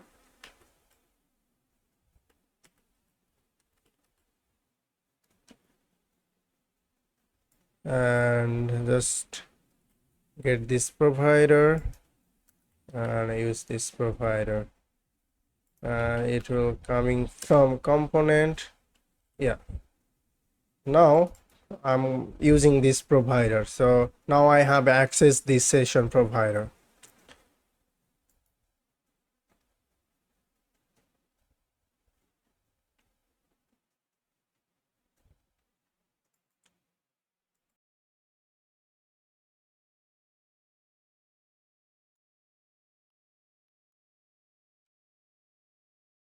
Yeah, now we have access the provider. Let's go to pages, but inside this pages folder, we can get session, something like that. So let's get this session, const se, let's say one session, and then it will await get server session, which is coming from NextAuth, and yeah, this is gonna be a async function. So let's say async, and yeah, after that we can use here handler, which is coming from API auth NextAuth route handler, and now we have a session, and we can say it like inside this register we are show whether register will be pop up or not. So let's say use session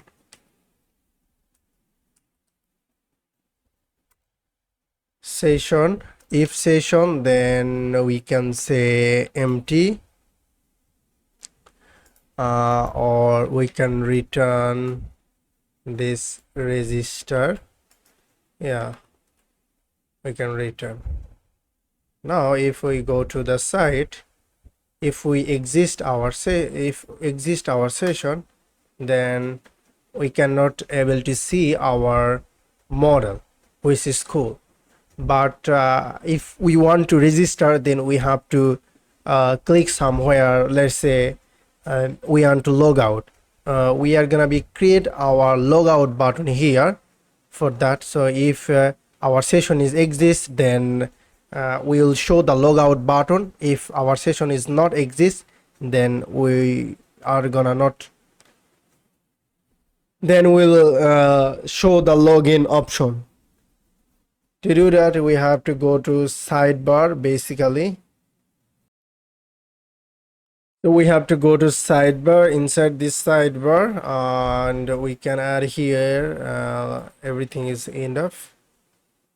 3, let's add this thing. So sidebar items, it's got on click, and we are gonna out bg logout icon, which we'll get from this bg logout icon.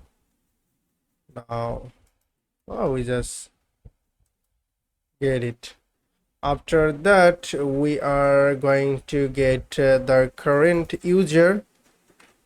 Since we are using provider, let's use this current user. It's coming from NextAuth, and yeah, so now we get the current user. If current user, then show the sidebar, signing out and signing in, signing out and logout. This bio logout icons. Now if we go to our site and let's reload it, and it says React is unable in server component, that means we have to use client.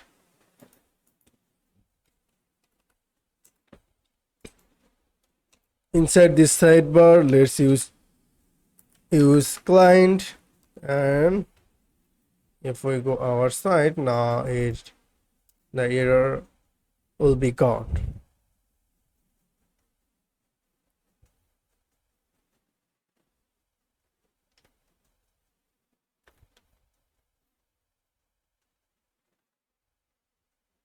Now as you can see, here is the logout icon is here because I am logged in.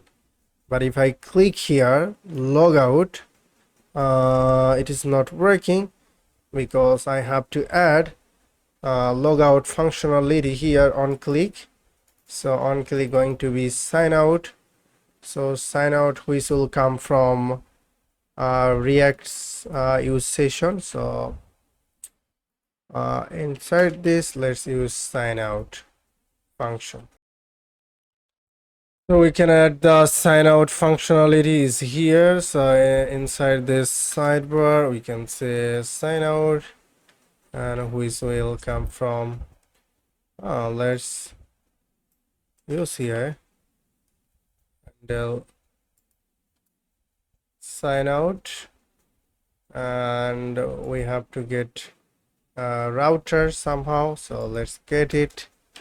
Cons router, and then which is coming from use router, use router, and let's get this use router next router. So next navigation, and yeah, now I'm using these things.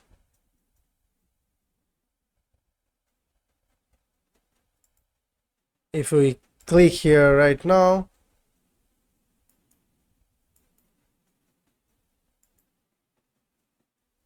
so somehow it is not working. On click we have to pass, sidebar is on click, and let's go to the sidebar items. Inside this sidebar items we are getting icons, and we have to get on click as well. And items we have to get on click, and after that we have to create a function which allow to log out, basically handle on click, and which will be use callback, and this is gonna be our function. All right, let's see. Inside this function I'm going to say if on click, and then we can return on click. If on click, then return on click. That's it. So simple. And yeah, we have to add inside this sidebar item. So on click we have to call this function handle click. On click going to be handle click. That means whenever we click this on click function, then it return this on click. So that's the thing. And inside this sidebar we have added here sign out, console log sign out, handle sign out, and push dot home page. And we are calling this on click and handle sign out function inside this sidebar item. So it's so cool. If you hover over, then you can see here on click gets as a props. Let's go to our site. If we just refresh it once again, and yeah, as you can see it's getting from client side. That is why it takes some time to show this thing. If I click here, as you can see, sign out, and yeah, boom, our sign out is perfectly working.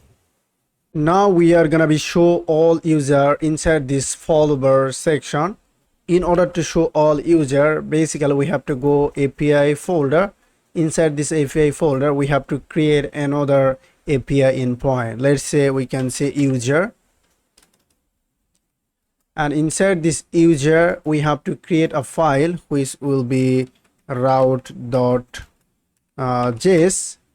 and inside this route.js we are gonna be import, let's say, Prisma. So Prisma from app, and then go to API, go to libs, and then Prisma db, just like this. After that we can export async function, and then we get all user, and which will be a function. After that, let's get it. We are gonna be use try cast block inside this function. So let's try first of all, let's say const users, and after that we'll store everything. It will be asynchronous, and then Prisma dot it's go to user model, and then find many, then it will find many, and then we can say it like, yeah, let's say end of this object, and here we'll get all user order by, and we are gonna give condition inside this order by. Let's say we'll get created and then at, and we can say like descending order. We get all user in descending order. After that we are gonna return all users, so it will get next response from next server, as you can see, and dot JSON and user. We are gonna call users. Yeah, if anything goes wrong, then we are gonna say console dot log error. Okay, just like this, and yeah, it is done. Find many Prisma, which is coming from Prisma. I think I have gotten an error because it's not getting Prisma. Right now it's get Prisma. Yeah, so cool. Our API endpoint is done. Let's format it, and after that we are gonna get this we are gonna call this API endpoint inside our function inside this followbar. But let's create a action so that we can reuse the function rest of our application if we need in future. So inside this app folder, we are gonna create another folder which will be, say, get user, just like this, get user.js, and inside this get user.js we can say export default and async, and which will be function, and then we can say get users, just like this, and we don't need any parameter basically. After that we'll get const base URL. So let's say since we are getting all data from server side, then we have to use base URL. Base URL which will be process.env.base.url. As you can see how I can get base URL inside this next.config.js file. I added base URL just like this for development mode. So this base URL I'm gonna copy, and yeah, so I get base URL. After that let's use const res, and we can say await, and we are gonna use face going to be a function, and we are going to use backtick. After that let's use the base URL, and yeah, after base URL we can say API, and then it will go to the user. So just like this user, where is this API and user. If we just give this name, it will get the route automatically. Then we can say if res dot not okay, then we can return something. Let's say return, or we can just throw a new error, and which will be could not get user users data or users, just like this. So simple. And if not, then we can return finally. So return res.json. Our get user function is done. Just format it. So now we are gonna use this function inside our followbar. Where is this component? Go to component and followbar. So inside this follower, let's use this function. So cons, let's say users, and we can say await. Since this is async for await, if we use await, then we have to add async before the function. And then await, which will get users, just like this. It's get from users, and yeah, we are calling this users. After that, we can console.log to check whether we get our data or not. Yeah, so let's console it, and if we just refresh it, then it's calling the API, and as you can see, we get all data in our console. So that means it's working. Now we close this terminal, and show this data inside this follower.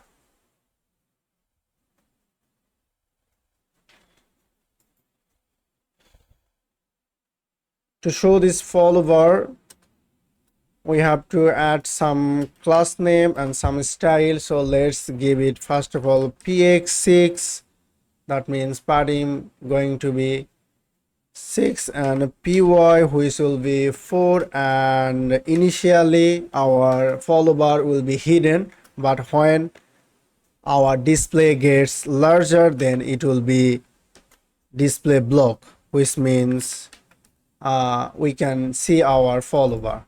So that's the thing. After that, we can add another div.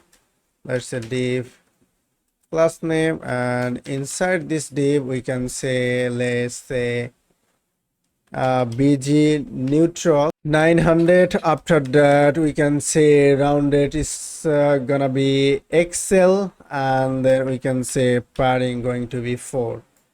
And we can add another div, which will be, let's say, class name, and inside this div we can add flex. Sorry, we have to add inside this class name flex, and flex going to be column. After that, we are gonna add a gap, which will be 4.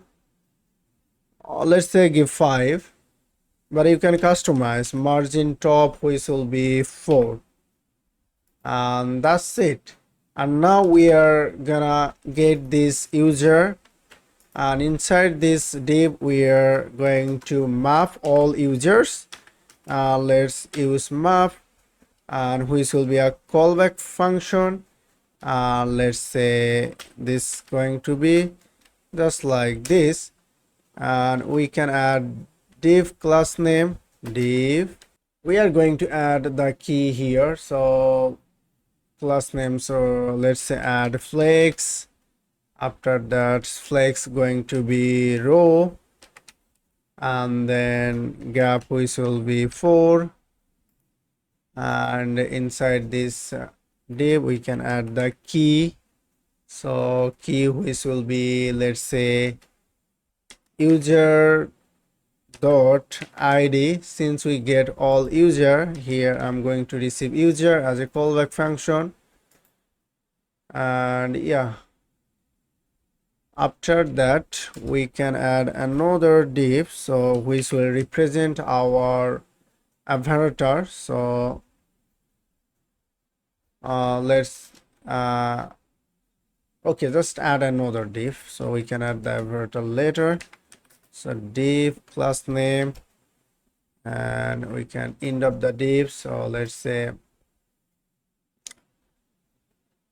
we can add here some style. So display going to be flex, and flex going to be column, and inside this div we are going to add p tag, so we'll add some class name, but let's say we can add here user dot name, and here let's say text going to be white, after that font going to be semi bold, and then we can say text sm. That means yeah, everything is good. So now save. Let's go to our site so that we can see.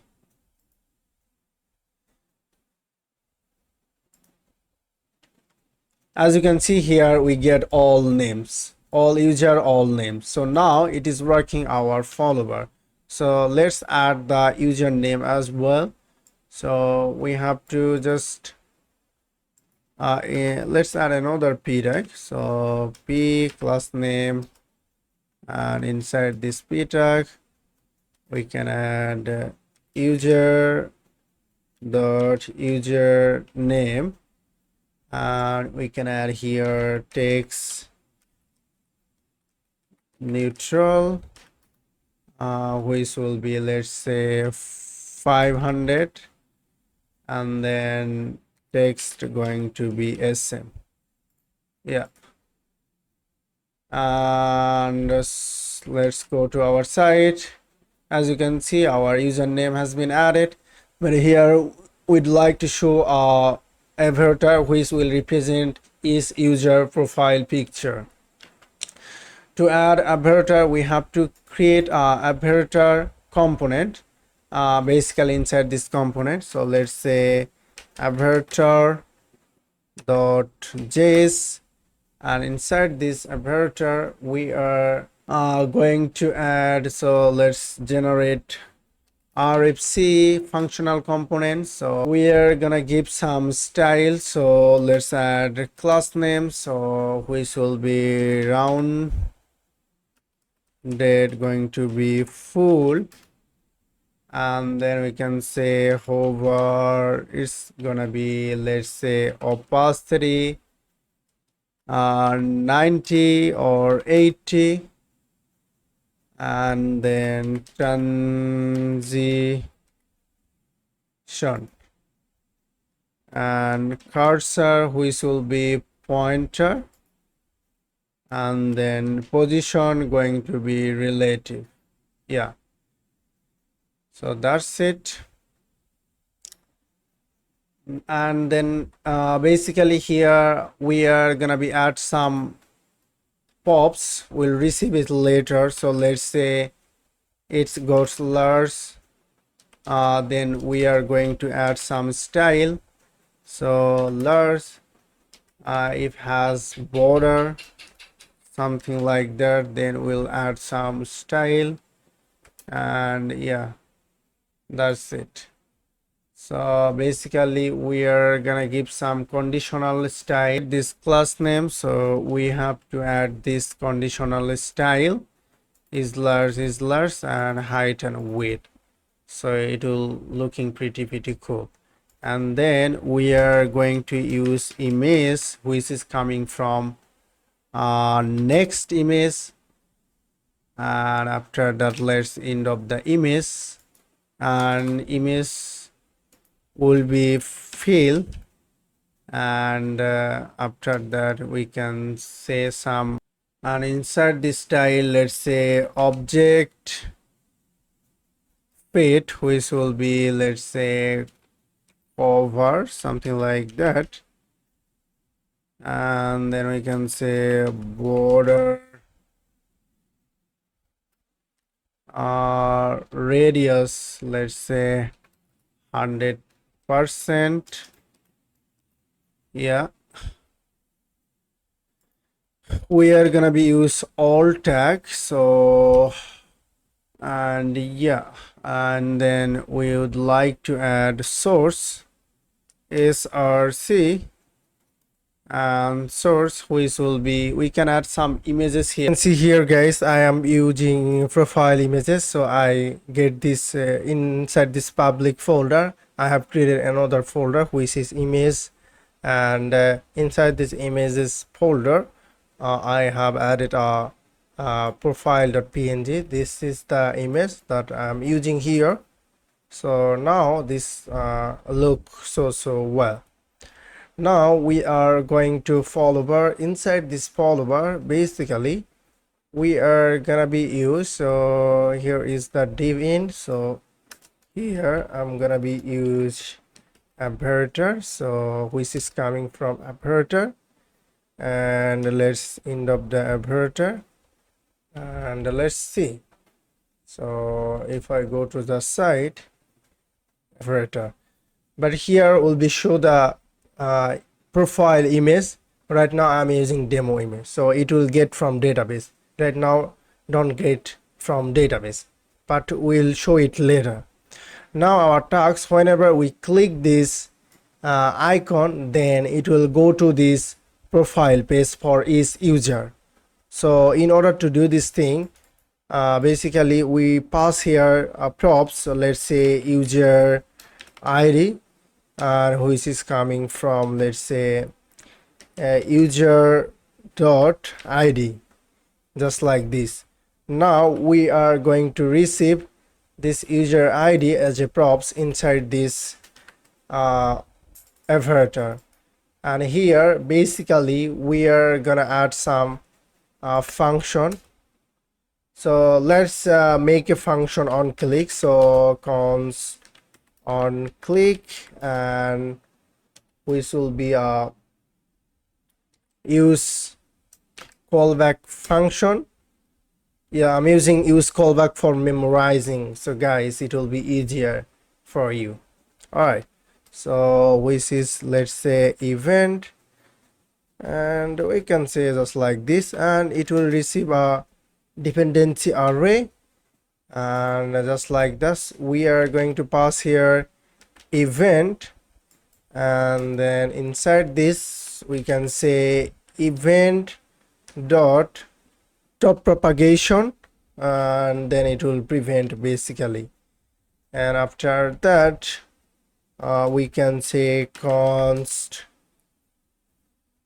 url, and then we can use backtick, and inside this backtick let's use user. It will go to user, then we are going to use javascript user id, which means whenever we click this user id, then it will go to this user.user url. It will go to the new pages. So we are going to create a user page after that. Yeah, that's it. After that we are going to push this url. In order to push this url, basically we have to get a router which is coming from next router. So router equal use router, and as you can see it's coming next router, but it's going to be navigation, next navigation. And now we are going to use a router dot push url. We are going to push this url. Now we can pass here router and user id as a dependency array, and we are going to use on click inside these images. So on click, which will be on click, and that's it. So let's format a bit, and it will be look cool. So operator. Now if I go to our site, and as you can see I'm getting error. It says I have to use client in order to use router. So on the top, use client. Oops, client. All right, so if I go the site once again, now it will be workable version. So close it. If I click here,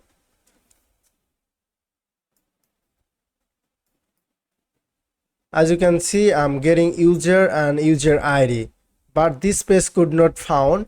So right now we have to create a page which will represent and the user profile and show this user info according to this user ID. Okay, so let's go to this site once again and close it, everything up. Inside this app, we have to create a pages. So inside the app, let's create a folder. The folder name will be user, and inside the user folder I have to create a file which will be page.js, not page.js, user. There we have to create a file, so just like user id and .js. Yeah, it will receive this user id folder. We have to create a folder which will be, let's say, user, and inside this user folder I'm going to create another folder which will represent our user id. So that means we have to say user id just like this, and yeah, this is a folder. Inside this user id folder I'm going to create a file which will be page.js.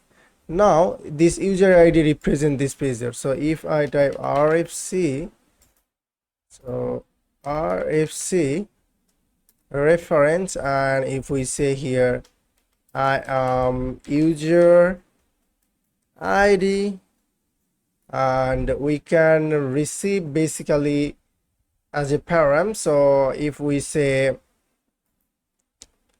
let's say we can say params, and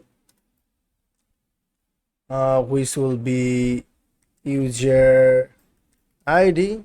As a params we are going to receive user id, and we can pass this thing. So let's say if inside this javascript, and yeah, we can say just like this, I am user id, which is cool. If we go to the site once again, if we just refresh our site, and as you can see here I'm getting user id, so 266, and if I put in here then 75, and I'm getting 75 user id. For clear view I'm going to add here a class name, and text going to be white. Now it will look white, as you can see. If I click hey, then if I click Arif, if I click 75, and as you can see user id is changing constantly. Yeah, cool. So now our goal to show here user info according to this id, you know, but you can add here profile, you can add here username instead of id. So if you put in here user name, so your tag should be username. Just change the page name going to be username, and inside this API basically you will pass the username, and inside this avatar you can say like username, then it will show the username. But yeah, right now we are getting user id, and according to user id we have to show this user id. In order to do this thing we have to create another API endpoint. So inside this user you can create a folder which will be user id, just like you did previously. That's going to be user id, and inside this user id folder you have to create a file which will be route.js, and inside this route.js I'm gonna be import Prisma, which is coming from /app, we can say libs and Prisma dv. Yeah, after that we can export async function and we'll get, yeah, and then we can say like inside this get we are going to receive request and then also params. Yeah, after that we can console.log params for, let's say, params.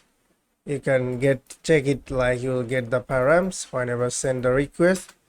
So I'm going to use trycast block, and inside this trycast, let's try it. So if before we can just validate if params dot user id. Okay, so if params dot user id not, then we can say like, after that we can say const user, and which will be await, and it's going to prisma dot user dot find unique, which is and inside this find unique we are gonna use condition where, let's say, user id params dot user id, and after that we are going to return, so return next response user. So it will allow to get our user. Yeah, if anything goes wrong you can handling the error console.log, which will be error. So well, and if we just go to this action.js and let's create another file which will be get user get single user.js, and inside this get single user.js we can just copy and paste basically this function, and yeah, after that we can say get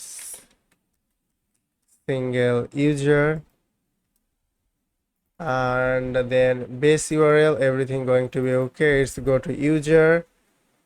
After that we have to say like user id, which will get from user id, and yeah,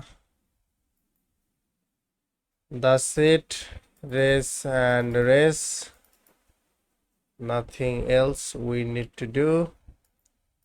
And then what we have to get inside this pages folder, let's const user, and after that get single user, which is coming from get single user, and we have to pass user id as a parameter, and let's console.log user ID.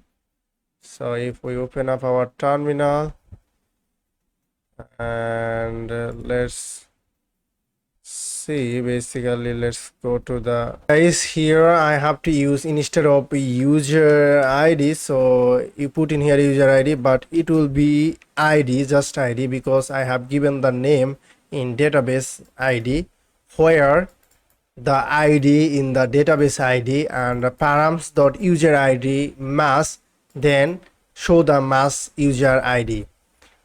Okay, and then finally next response.json, which will be user, and that's it. So if I save, and in console, as you can see, basically in Next.js there is a most important thing. As you can see, it's hit cache. So if you don't know how caching work, I have a full video, Redis cache. So if you watch the video, then you will realize how caching work in web. I really recommend you to watch this video. I'll give the link on card so you can find. But as you can see, in Next.js, they just added in this latest version caching mechanism, so that you don't need to worry about for anything. You can call as many as you want, any function, and next time when you call the function, it will show the cache version. So well. I will explain how caching work in Next.js in a later video, but this is a project video. But as you notice here, this API endpoint hit the cache. That means it's get like cache hit.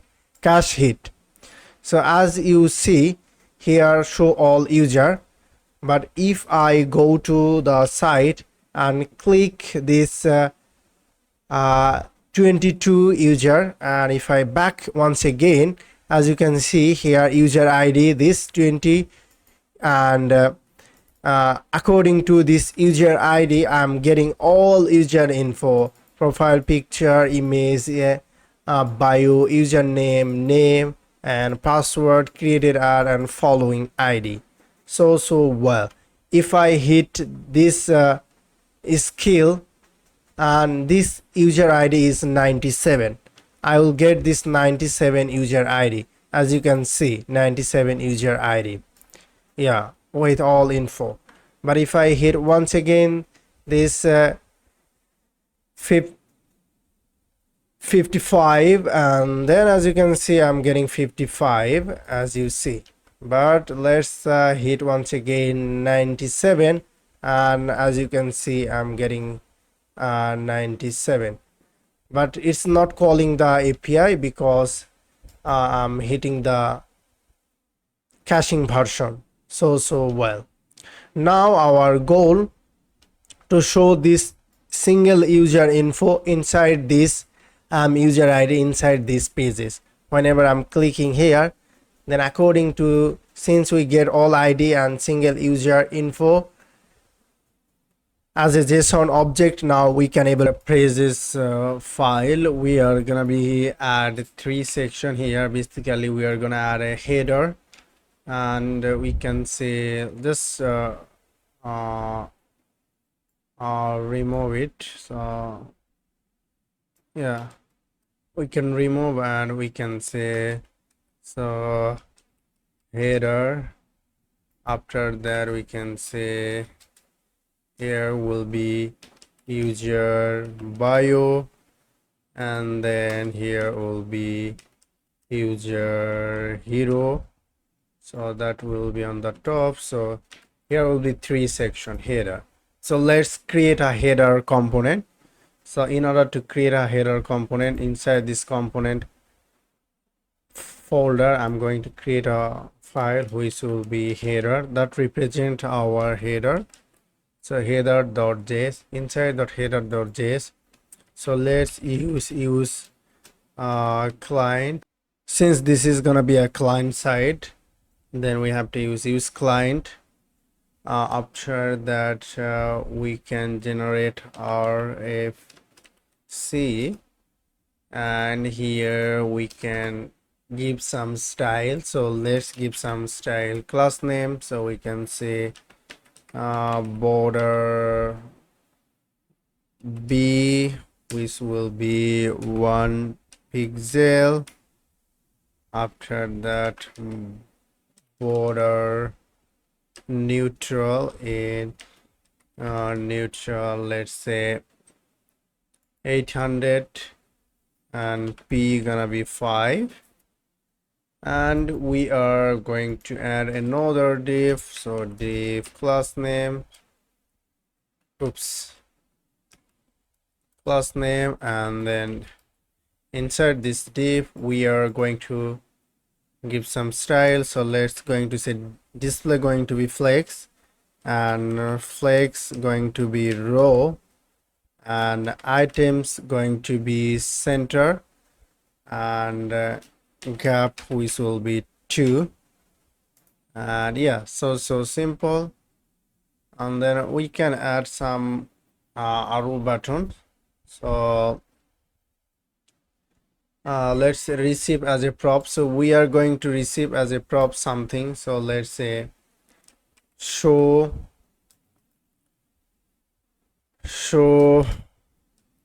back arrow, and we are going to receive label as well.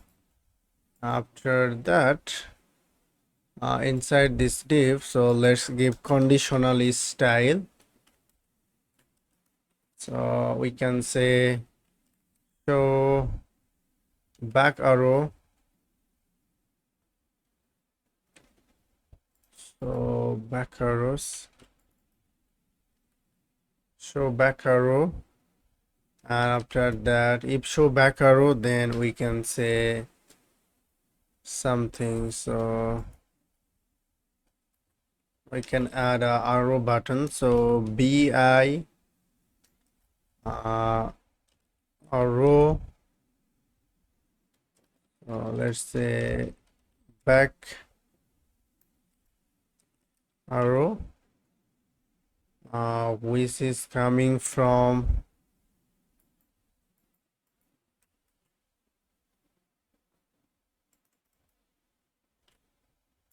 we can get this bi back arrow, yeah, just like this. After inside this back arrow, we can say on click, and on click we can add on click function. Initially it's gonna be empty, but we can add, after that we can say color, so color which will be, let's say white, so white. And then we can say size, which will be, let's say 20. And after that we can give some style, so let's say cursor pointer, and after that we can say hover opacity gonna be 70, and then transition which will be transition. And end of the div we can add a h1 which will be label, so we can add the label, basically back array, something like that. We can give it a name, so, and we can pass in here label, let's say label, and let's give some style, so which will be text going to be white, and text gonna be Excel, and font going to be semi bold. Yeah, that's the cool thing. And now we can use this header inside our, where is the user, yeah, let's go user, and let's get the header, header which is coming from header, yeah, just like this. So we can pass in here, let's say And what we can pass, let's go to the header once again, show arrow and label. So let's pass show arrow. Yeah.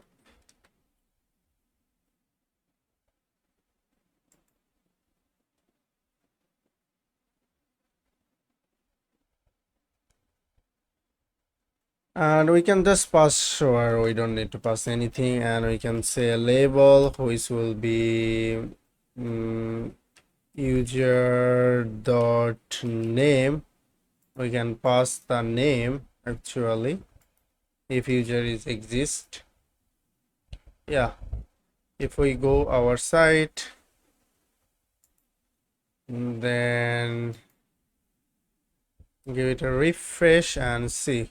As you can see, here is the test, but if I click Arif, then I will get Arif, which means it is working. So cool. If I click skills, then I will get skills double fine.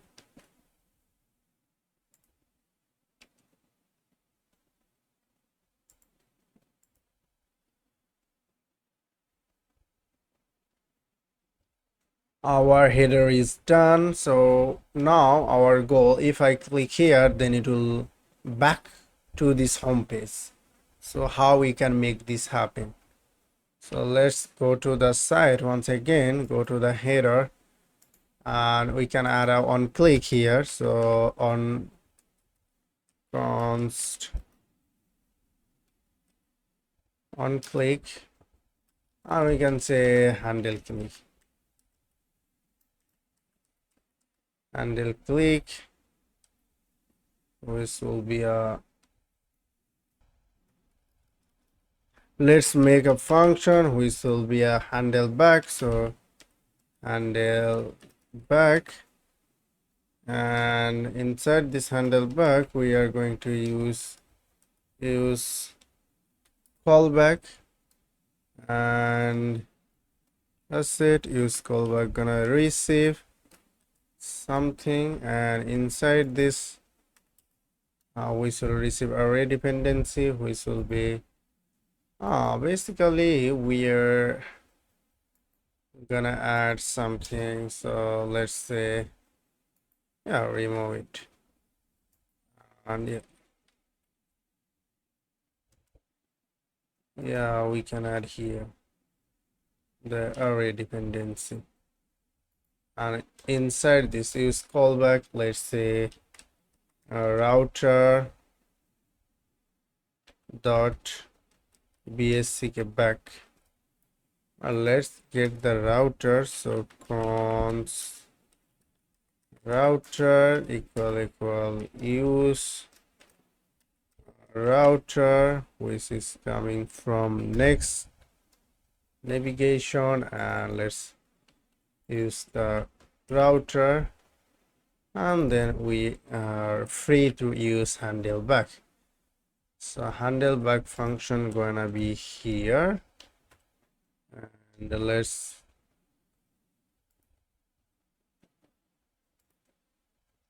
so if we go to our site and if we click test, which will be test. If I click here, then I'm getting back. Yeah, as you can see, yeah, now back is working. So yeah, so cool. After that, what we can say, just format, and we are going to our header is done. Now we are going to add our user hero, basically. So now let's create a user hero. So inside this component, I'm going to create user hero .js, and our style. So let's go to this div and add a class name, and let's give some style. So first of all, we are going to give some background color, which will be, let's say 800, and is gonna be 45, and position going to be relative, since we are going to use our and after that we can say if cover image, that means we are going to receive the cover image basically. So cover pic, so which is we are going to receive this cover pic, and this cover pic. If this cover pic, and let's say this one, if this cover pic, then we can say something like image which will coming from next images, and then end of the image. So we can give some style, and so let's give source will be cover pic, because if cover pic, then it will be show, else will gonna be show anything fill. And after that we can say all text, so which will be cover pic, and then we can give some style. So inside the style we have to give, let's say, object fit, which will be cover, and finally we can add another div, so div class name, and inside this div we can say like position going to be absolute,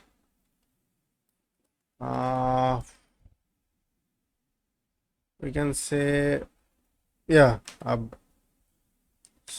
absolute, and minus but bottom, let's say 16, and the left going to be 4. So here I'm going to add the aperture.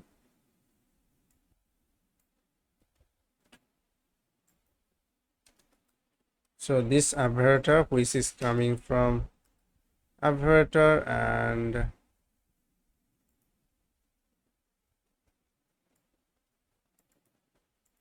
we can pass in here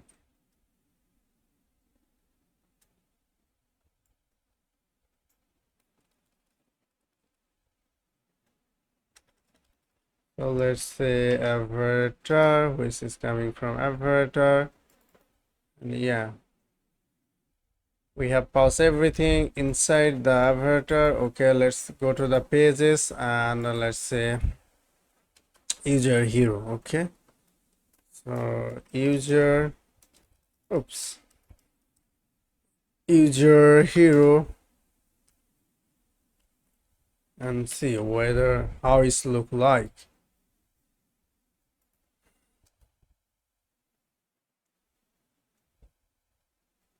As you can see, here is my profile picture, because it show the aperture, because there is no cover image, so that is why I'm getting this thing. Inside this user hero we are gonna be pass username. So let's say pass username, so which will be user dot user name. After that we can pass cover pic, which is coming from cover pic, and before we can say user dot cover pic. After that we can say profile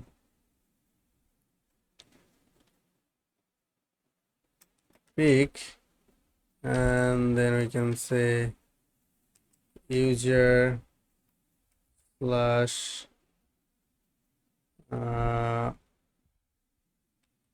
profile pic. This profile pic will be here.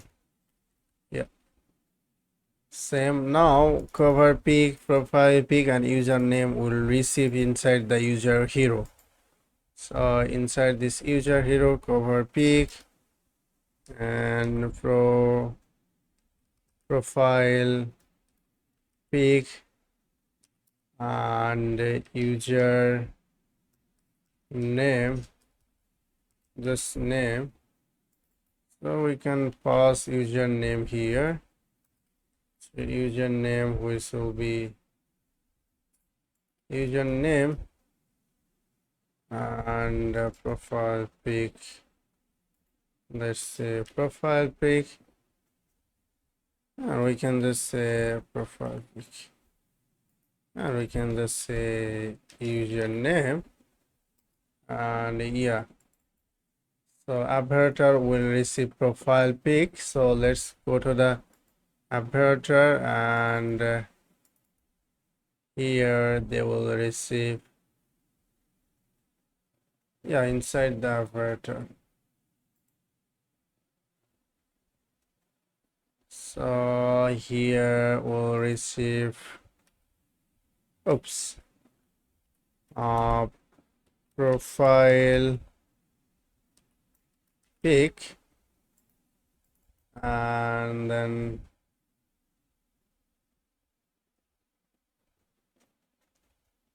this profile pic will be used inside these images. So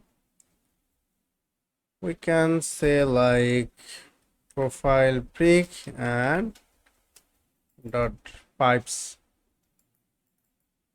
So if profile pic, then profile pic, and let's go user hero, and we can pass instead of user ID, so user ID, which will be user ID, which is coming from user ID.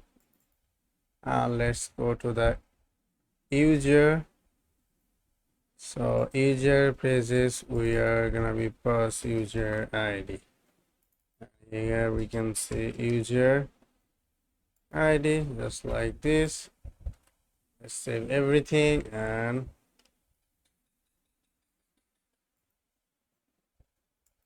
so if we just refresh, we cannot see anything. So let's add the user bio section, and then we can able to see something.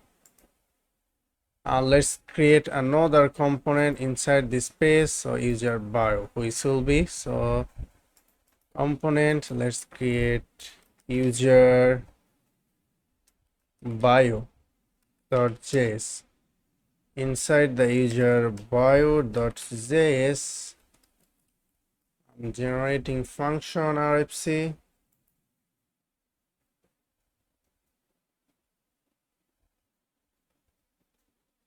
We can get the user bio is there. So let's go to the pages, and let's create user. So user bio, which is coming from user bio, and as you can see, user bio is there, but we have to give something is there. So inside the user bio, we have to give some style. So let's give some style, class name. So let's say initially it's going to be border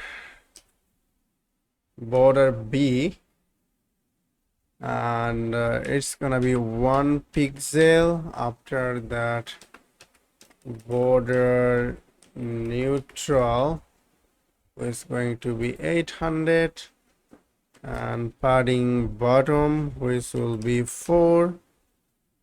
Yeah, and then we can say another div. So inside this div, we can say div class name, and let's give some style. Display gonna be flex, and justify going to be int, and padding going to be 2 around this thing. And inside this justified, we are going to render something. So let's get a button. So since we have created our button, so we can say button which is coming from button, just like this. And we can say, and button gonna be secondary, yeah, and label which will be, let's say, edit or follow, whatever you want. Let's go to the site and give it a refresh. As you can see, here is the edit button. Now it's looking good. Okay, so cool. Edit button is here. And after that, we can add another div class name, and we can say like empty, which will be 8, and px going to be 4. And inside this div we can take another div, so div class name, and we can say flex ops. So flex, and flex gonna be column, and yeah, inside this div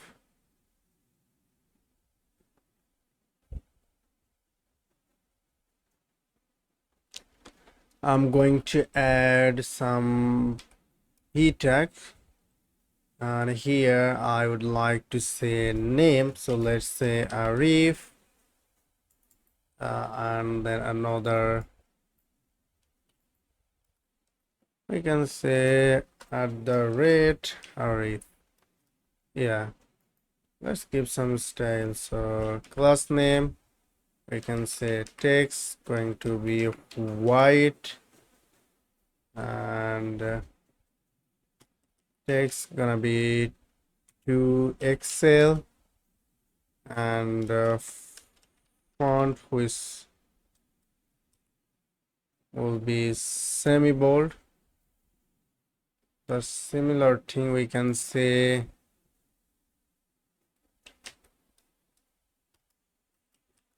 class name, and text going to be MD, which means medium, and text going to be white.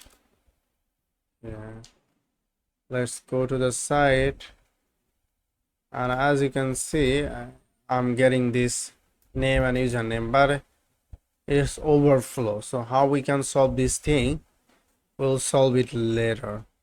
But after that, we can take another div, so which will be our bio. So let's div class name, and we can say display going to be flex. After that, flex gonna be column, and empty, which will be 4. And inside this div we can add another p tag. So inside this p tag we can say bio. Okay, but we can say this is my bio,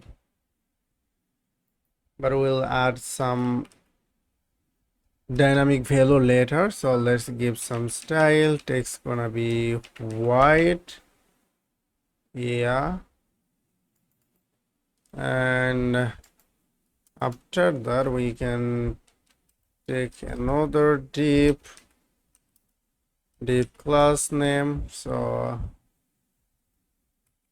inside this div we can say display gonna be flex, and flex going to be row, a row, and items going to be center, and gap going to be 2.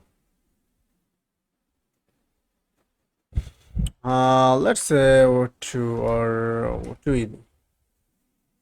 Here I have added flex row, items going to be center, empty 4, gap 4, and inside this div I have added 2 section. One is flex row, another is flex row as well, is the same style. So I have added here text white, following, and for followers. So yeah, cool. This is going to be a parent div, and this 2 div is its child div. So I have added this thing. So you can copy and paste this thing, or you can pause the video and type this thing. So after that, I'm just format a bit. Let's save and go to our site. Now, as you can see, guys, here is the calendar and joining date. This is my bio, following, followers, and here is the edit and follow buttons according to the user. So if I go to another user, then it will be the another user. So now we have to pass user information as a props inside this user bio. So inside this user bio, we have to receive everything like bio and following, followers count, and name and username. But right now, here is the cover image. It's not showing. Basically, we are not gonna be use our cover image. So if you notice our thread app, there is a no cover image, but in Twitter there is a cover image. But if you want, you can use it. If you don't, then you don't need to use it. All right, but here is the thing, like we can use the profile image instead of cover image. So where is the, let's go to the pages, and inside the pages, if there is a no cover image, then we can use, let's get the user hero at first. Yeah, so now if you, yeah, as you can see, guys, so let's go to the user hero. There is an issue, I guess. Obsolete and minus bottoms, it's going to be bottom just like this, and then it will be, yeah, you can see, guys, here I have added some little bit destructuring and images which is coming from next image and src, which will get profile image. If cover pic, then we'll show this thing. So we are gonna be show here the cover pic image, all to cover pic image style just like this. This is going to be alt tag, and yeah, object fit gonna be cover, and then gets avatar and his profile pic, user id, and that's it. So if we go to our site,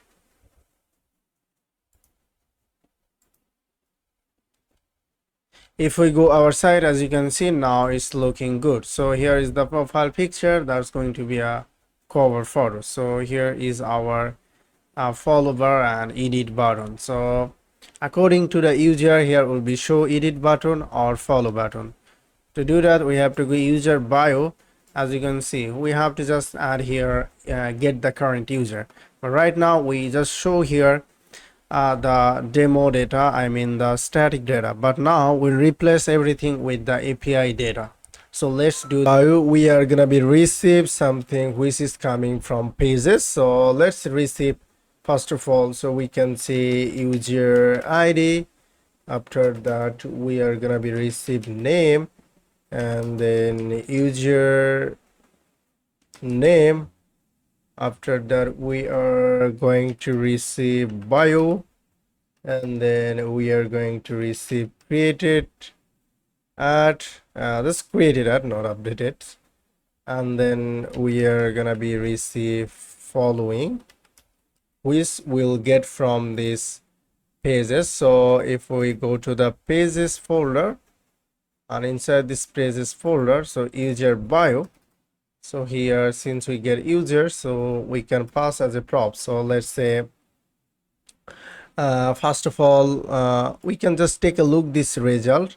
so this result, so that it will be clear to add. So let's say first of all add key, which will be user, let's back to user dot id, and after that we can say user id, which will be user dot id, and then we can get name, which will be user dot name, and after that user name, and that's going to be user dot user name, and finally we are going to add, so created at, which will be user dot created at, so that's not created, and then that's like this, so same thing. And then we are going to get following and user dot following, so easy. Created following, and let's save it. After that we can use user id up later, but let's use the name. So inside this name I'm going to pass in here the name, and here I'm going to use username, so which will be, let's say, yeah, just like this. And inside the bio I'm going to use bio,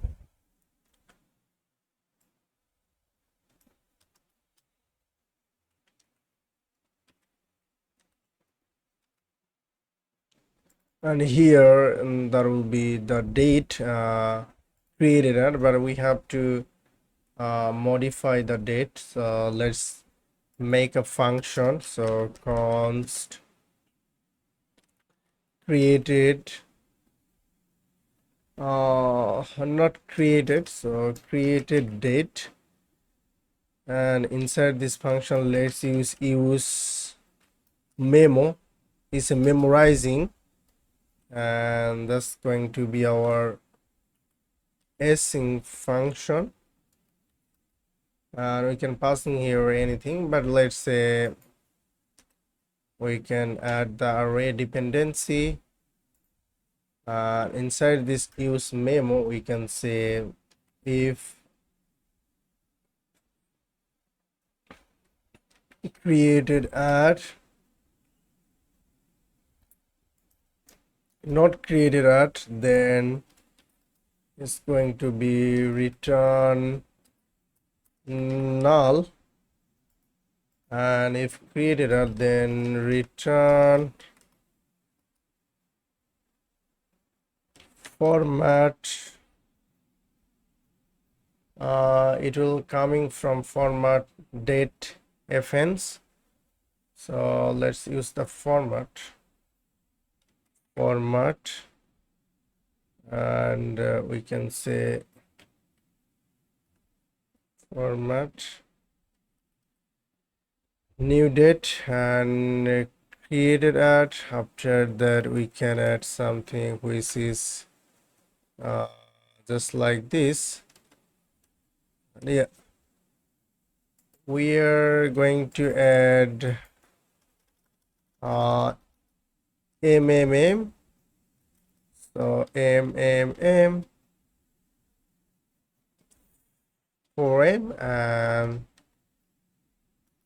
yy for y, and finally we can call this created at inside this dependency, but I'm getting error here. Our package installation has been done. Now we can easily get these things, so format, which will be coming from datefn, as you can see. And now I'm going to use this created at inside this join, so join, and let's use created at, yeah, now I'm call this function. So cool. And following, so which will be following. So inside this array we can say following dot so here we receive follower counts, but later whenever we add this following follower functionality. But yeah, so cool. So as you can see, if I give a refresh, then you can see hey how and join July 2023. If I click here, as you can see, name and username is changing. And yeah, after typing, yeah, now it is working. But now our goal, as you can see here, I have to add profile image and cover image. So how you can do this thing? If you want to do this thing, you have to determine here follow button and edit button. So if you click here edit, then will pop up a model which will allow to upload your bio and profile image and cover photo. So let's do this thing. Basically, to do this thing we have to get current user somehow, you know. To get current user, we can do one thing inside this action. So we can create a file which will be let's say current user. So let's import Prisma, which will coming from Prisma. Yeah, so at the rate slash app, and it's gonna go libs Prisma db. Yeah, so just like this. After that we can say const current, and this is going to be a async function, and since this is a async function we have to use a wait. So let's try something, and inside this try catch block we can get the current session. So session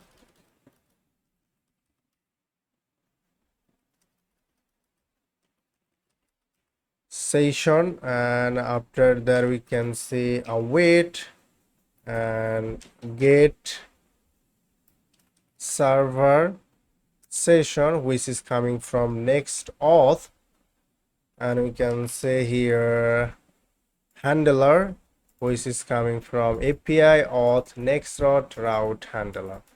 Now we have session, and we can check the validation. If session does not exist session, then we can return null. After that, if everything is okay, so we can say const current user, which is await, and yeah, so Prisma dot user dot find unique, and then I can get the user. So where this is gonna be a condition, inside this where we can say email and session dot user dot email, and if then we can return current user. If anything goes wrong, then we can return null. Yeah, or error. Yeah, just like this. Or let's return null. And we can export so that we can use rest of our application. Export default and current. So this current, now we can get this current. Yeah, so After done this current user function, now we can use this function rest of our application. Let's go to the pages. So as you can see here, I'm using current user, so which is coming from current user. So get current user. So as you can see, so I'm just removing all control. So if we just console log, then you'll get it. So now we get current user. So now we can pass the current user inside this user bio. So current user and current user dot id, we can pass it. Now we'll get this current user as a prop. So let's go to the user bio and let's get the current user. So right now inside this user bio, we can just render the edit bar. So now we are get this current user inside this space file. As you can see, I'm getting current user from current user, which is coming from current user apps action current user. Now we have access this current user, so you can console log to check it out, but we can pass this current user bio. So let's pass current user, and then we can say current user dot id, which will get the id. So we are massing the current user id and params id. Inside the bio will receive as a prop. So let's get as a props. So now we can give conditionally render here. So since we get the current user, so we can check with variable. So let's get cons is current user, then we can say like current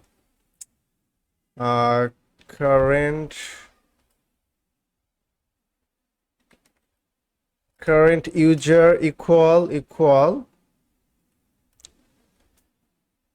user id. If current user equal selected params user id, then we'll get is user. So then we can render here the button basically. So let's say inside this function we can say is user, then we can return something. So let's say return something. If not, then we can return another.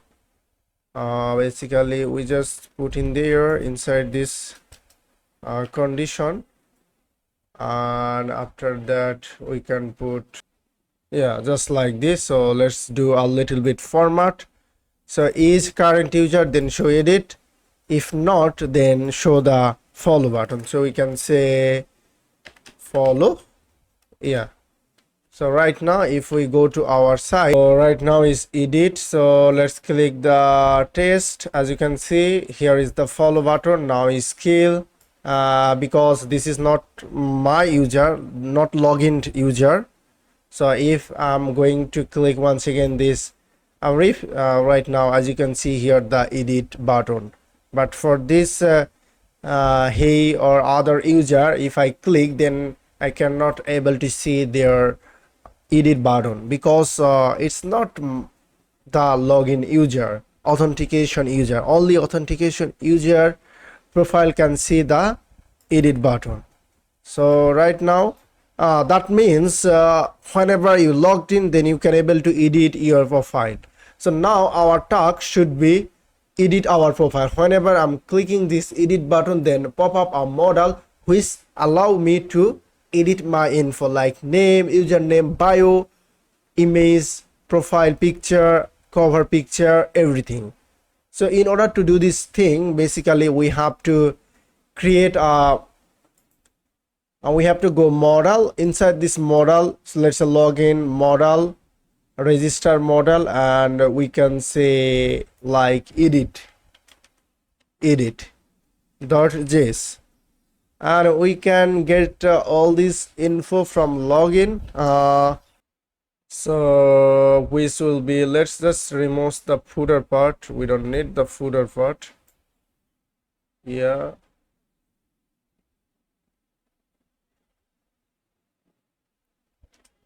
remove it. So let's remove the footer part. we are doing a little bit action who is going to be save, and we can say edit your profile, and this is going to be is loading. Yeah, which is cool.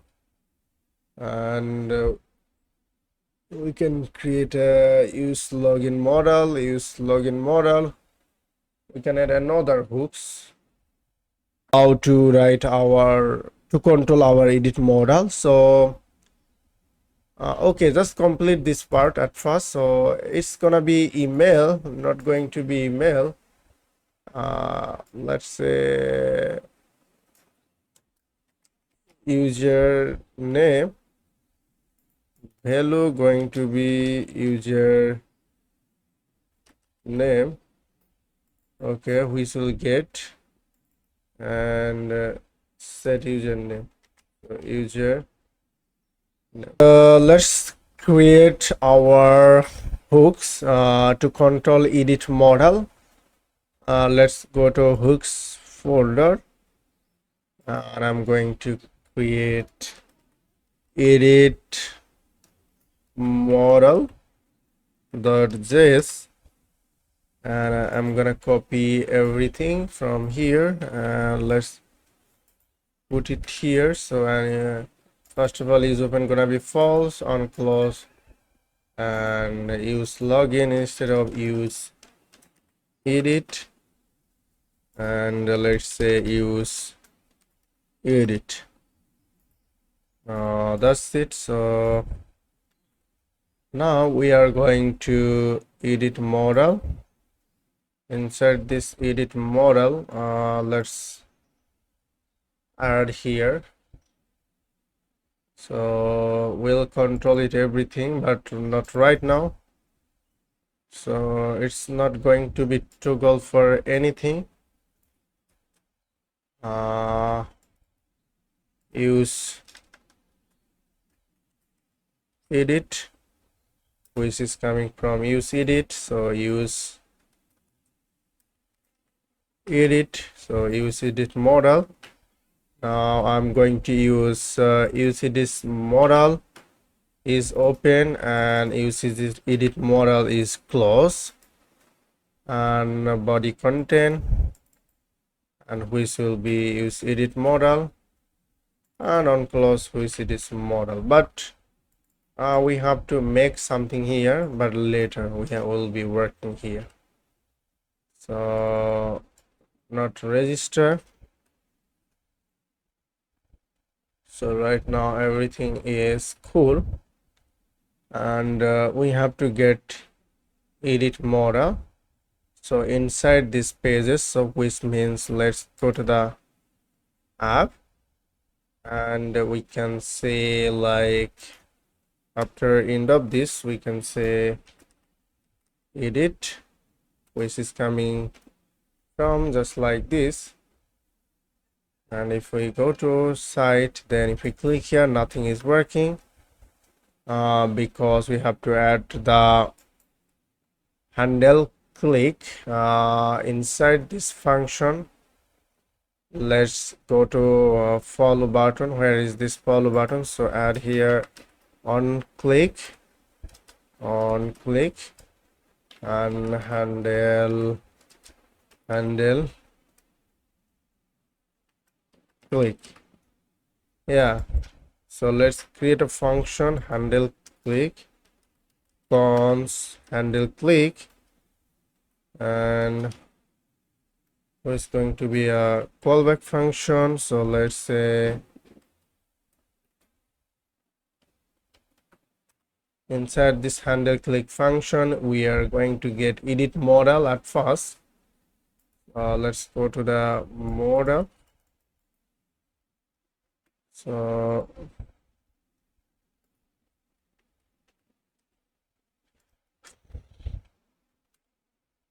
edit model, and then we can use edit model dot a on open. I'm calling this function. Yeah, and then finally, yeah, we are going to event dot. Yeah, we are going to use memo, basically use callback. And on open is here, use callback. Now we are going to pass here use edit model, and yeah, everything is cool. So let's go to the terminal. As you can see, there is a no error. Now we can close it out and let's go our site. So if we just give it a refresh, okay, so I have to add a use client inside this user bio. Let's add use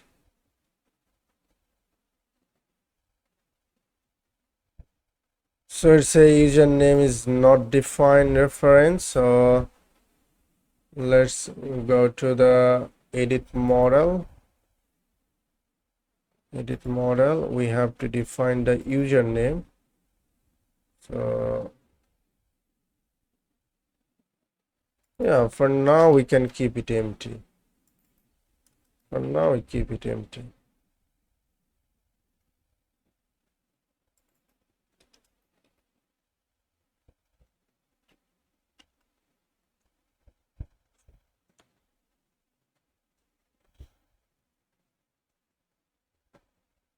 So as you can see, if I click here edit,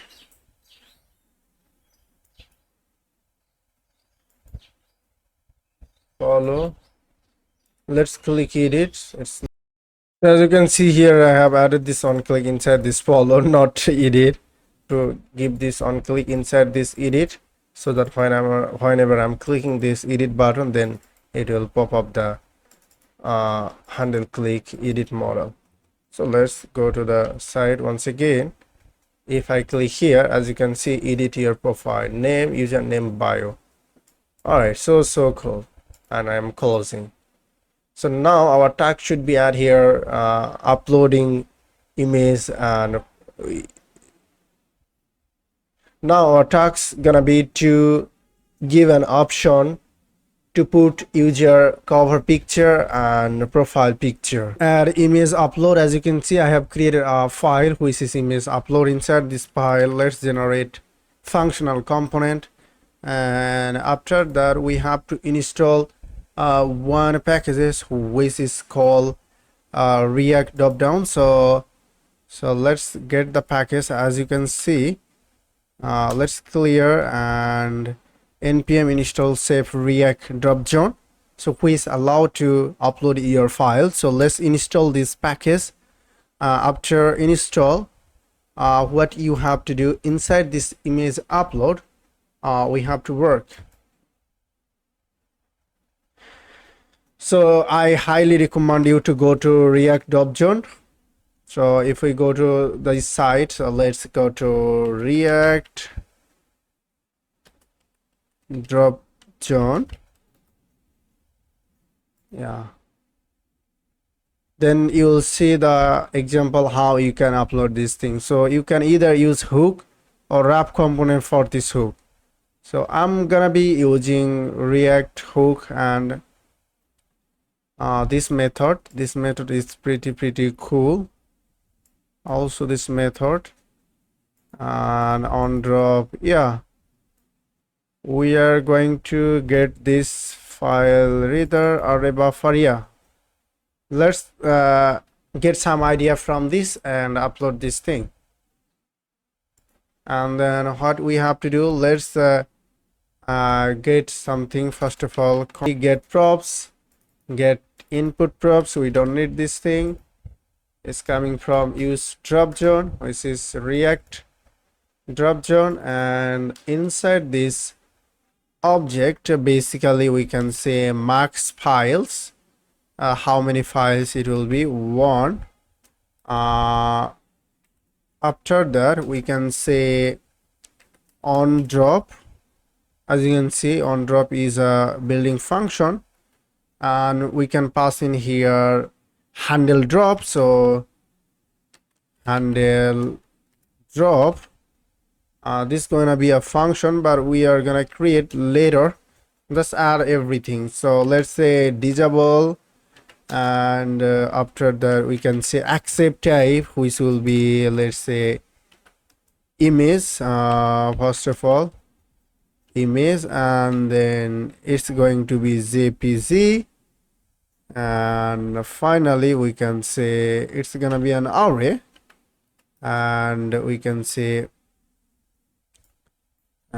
copy image, which will be png accept, and react drop zone. Cool. Now we can add the handle drop zone function.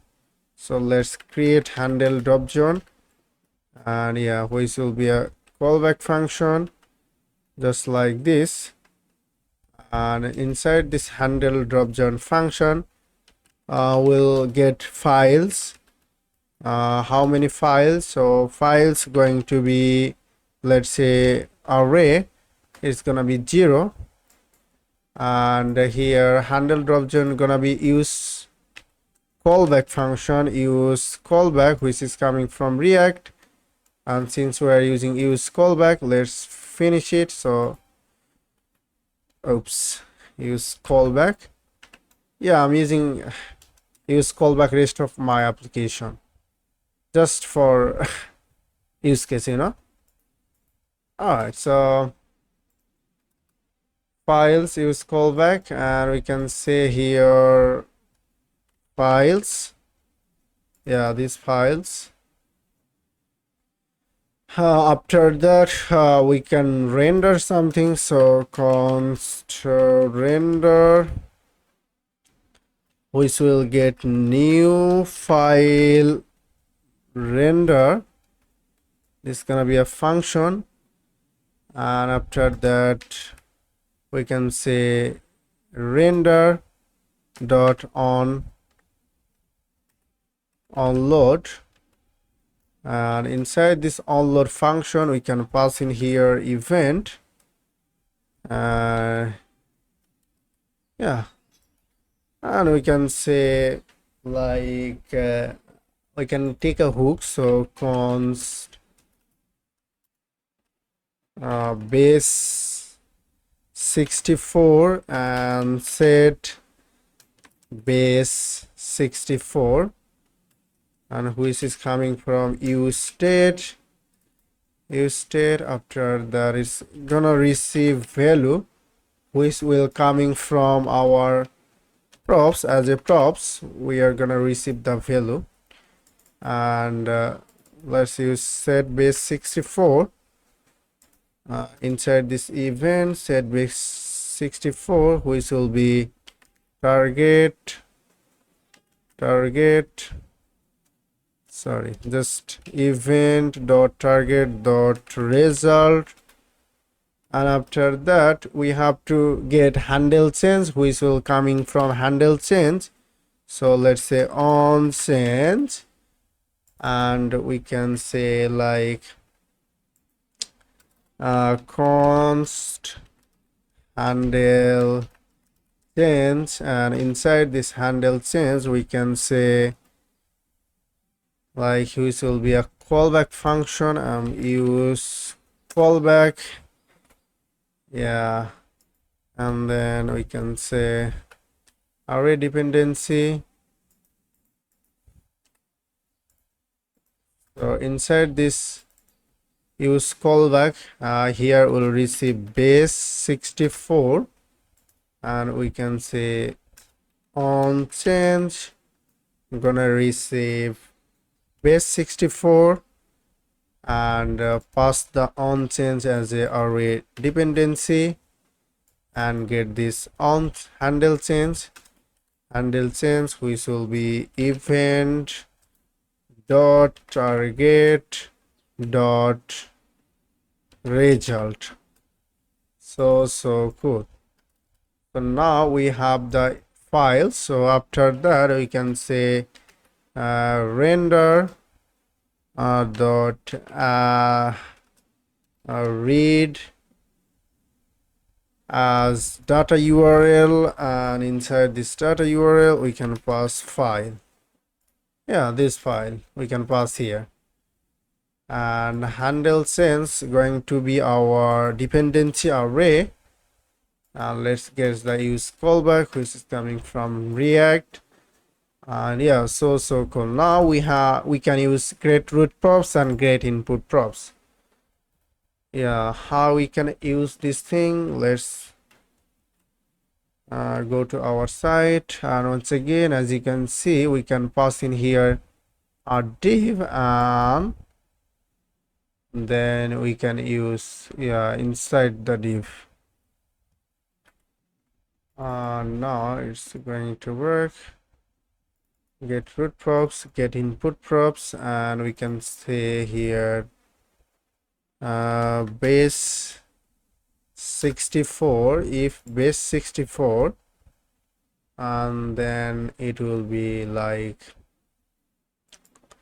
a div. So instead of div, so class name, and we can say some styles, so flex, and items gonna be center, and justify going to be center. And inside this div,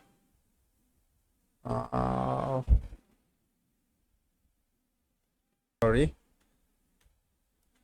okay, if this div, then return. Okay, so well, and then we can say p class name, so class name which will be text, gonna be white, and we can pass in here the label instead of the name, so label, and which will get from as a props label. We'll pass this image upload inside the file, edit file, so it will get it automatically.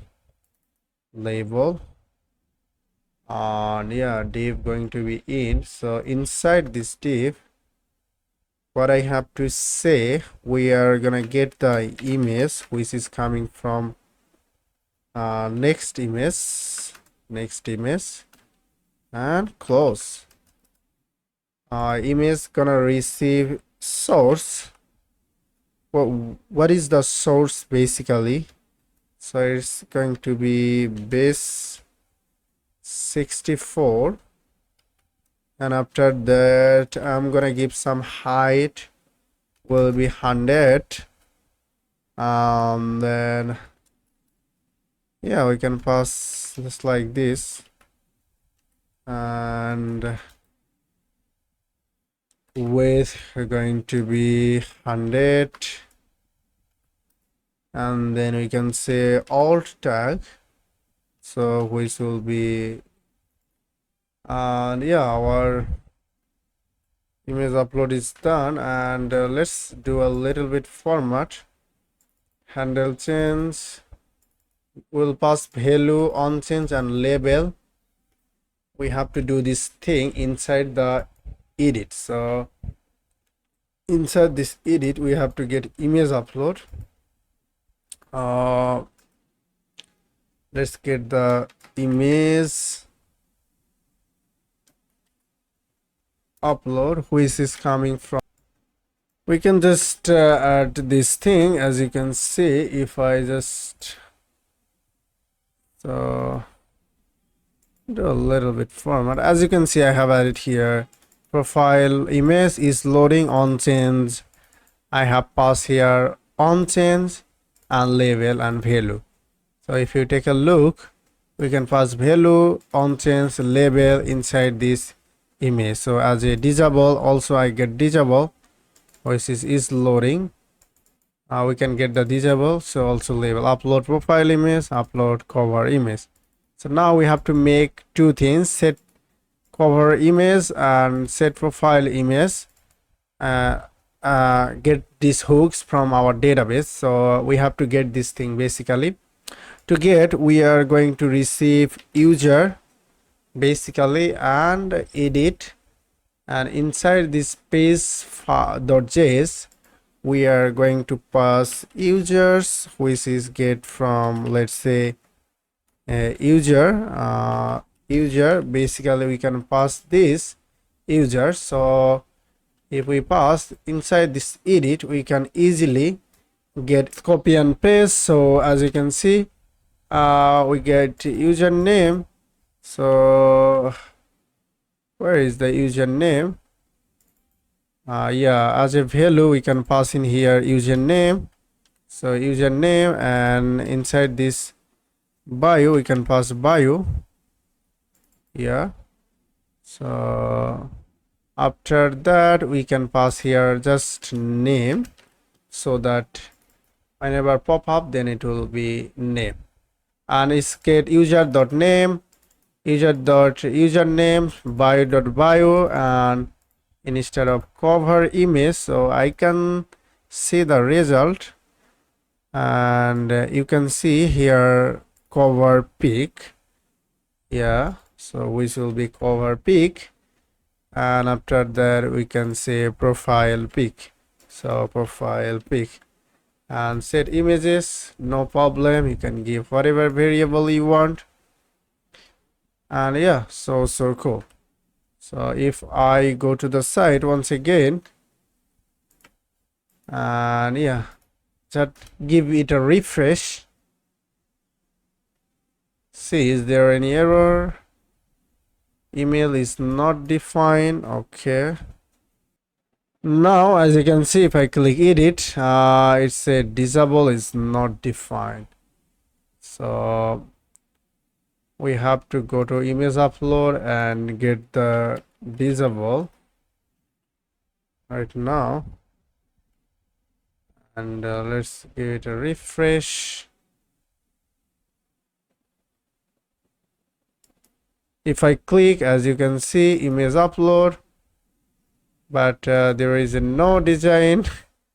Or it's changing, you know, so it's changing. So I can upload the images quiz, and as you can see, it's get the image. Is it getting the image? I'm not sure, but let's see where is the wrong.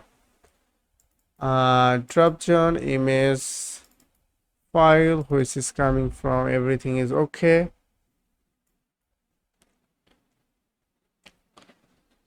So value label disabled. Let's try to see actually files. Use callback, which will be a use client, and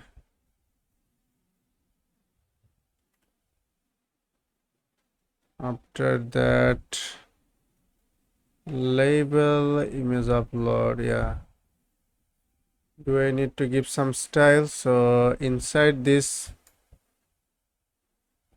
props, we have to, you can see guys, here I did a little bit modification. Get root props, which is coming from get root props, and this is gonna be like inside the get root props I have passed class name, text white, text center, border, and dot, and everything. So I have added some color and some style. So if I remove, then you can do it. Yeah, you can do remove, then it will be just like this. So let's add it. You have to add another object in order to add this thing. Yeah, after that everything is okay. So let's go to the site once again, and if I click here, as you can see, now it is working. So if I give you a refresh, after refresh, let's click edit. As you can see, upload profile picture, upload cover image. So let's click here. As you see, here is the image preview, and as you can see, here is the name. So I can change the name, whatever I want. Here is the bio. Let's add it. So let's add it. So now if I add and click the save, that will be update our profile. If I go another user a test, as you can see, there is a no edit button exist. That means you are really good with your project. So far so good. Now what we have to do, whenever we add name, user bio or image or profile picture, it will be upload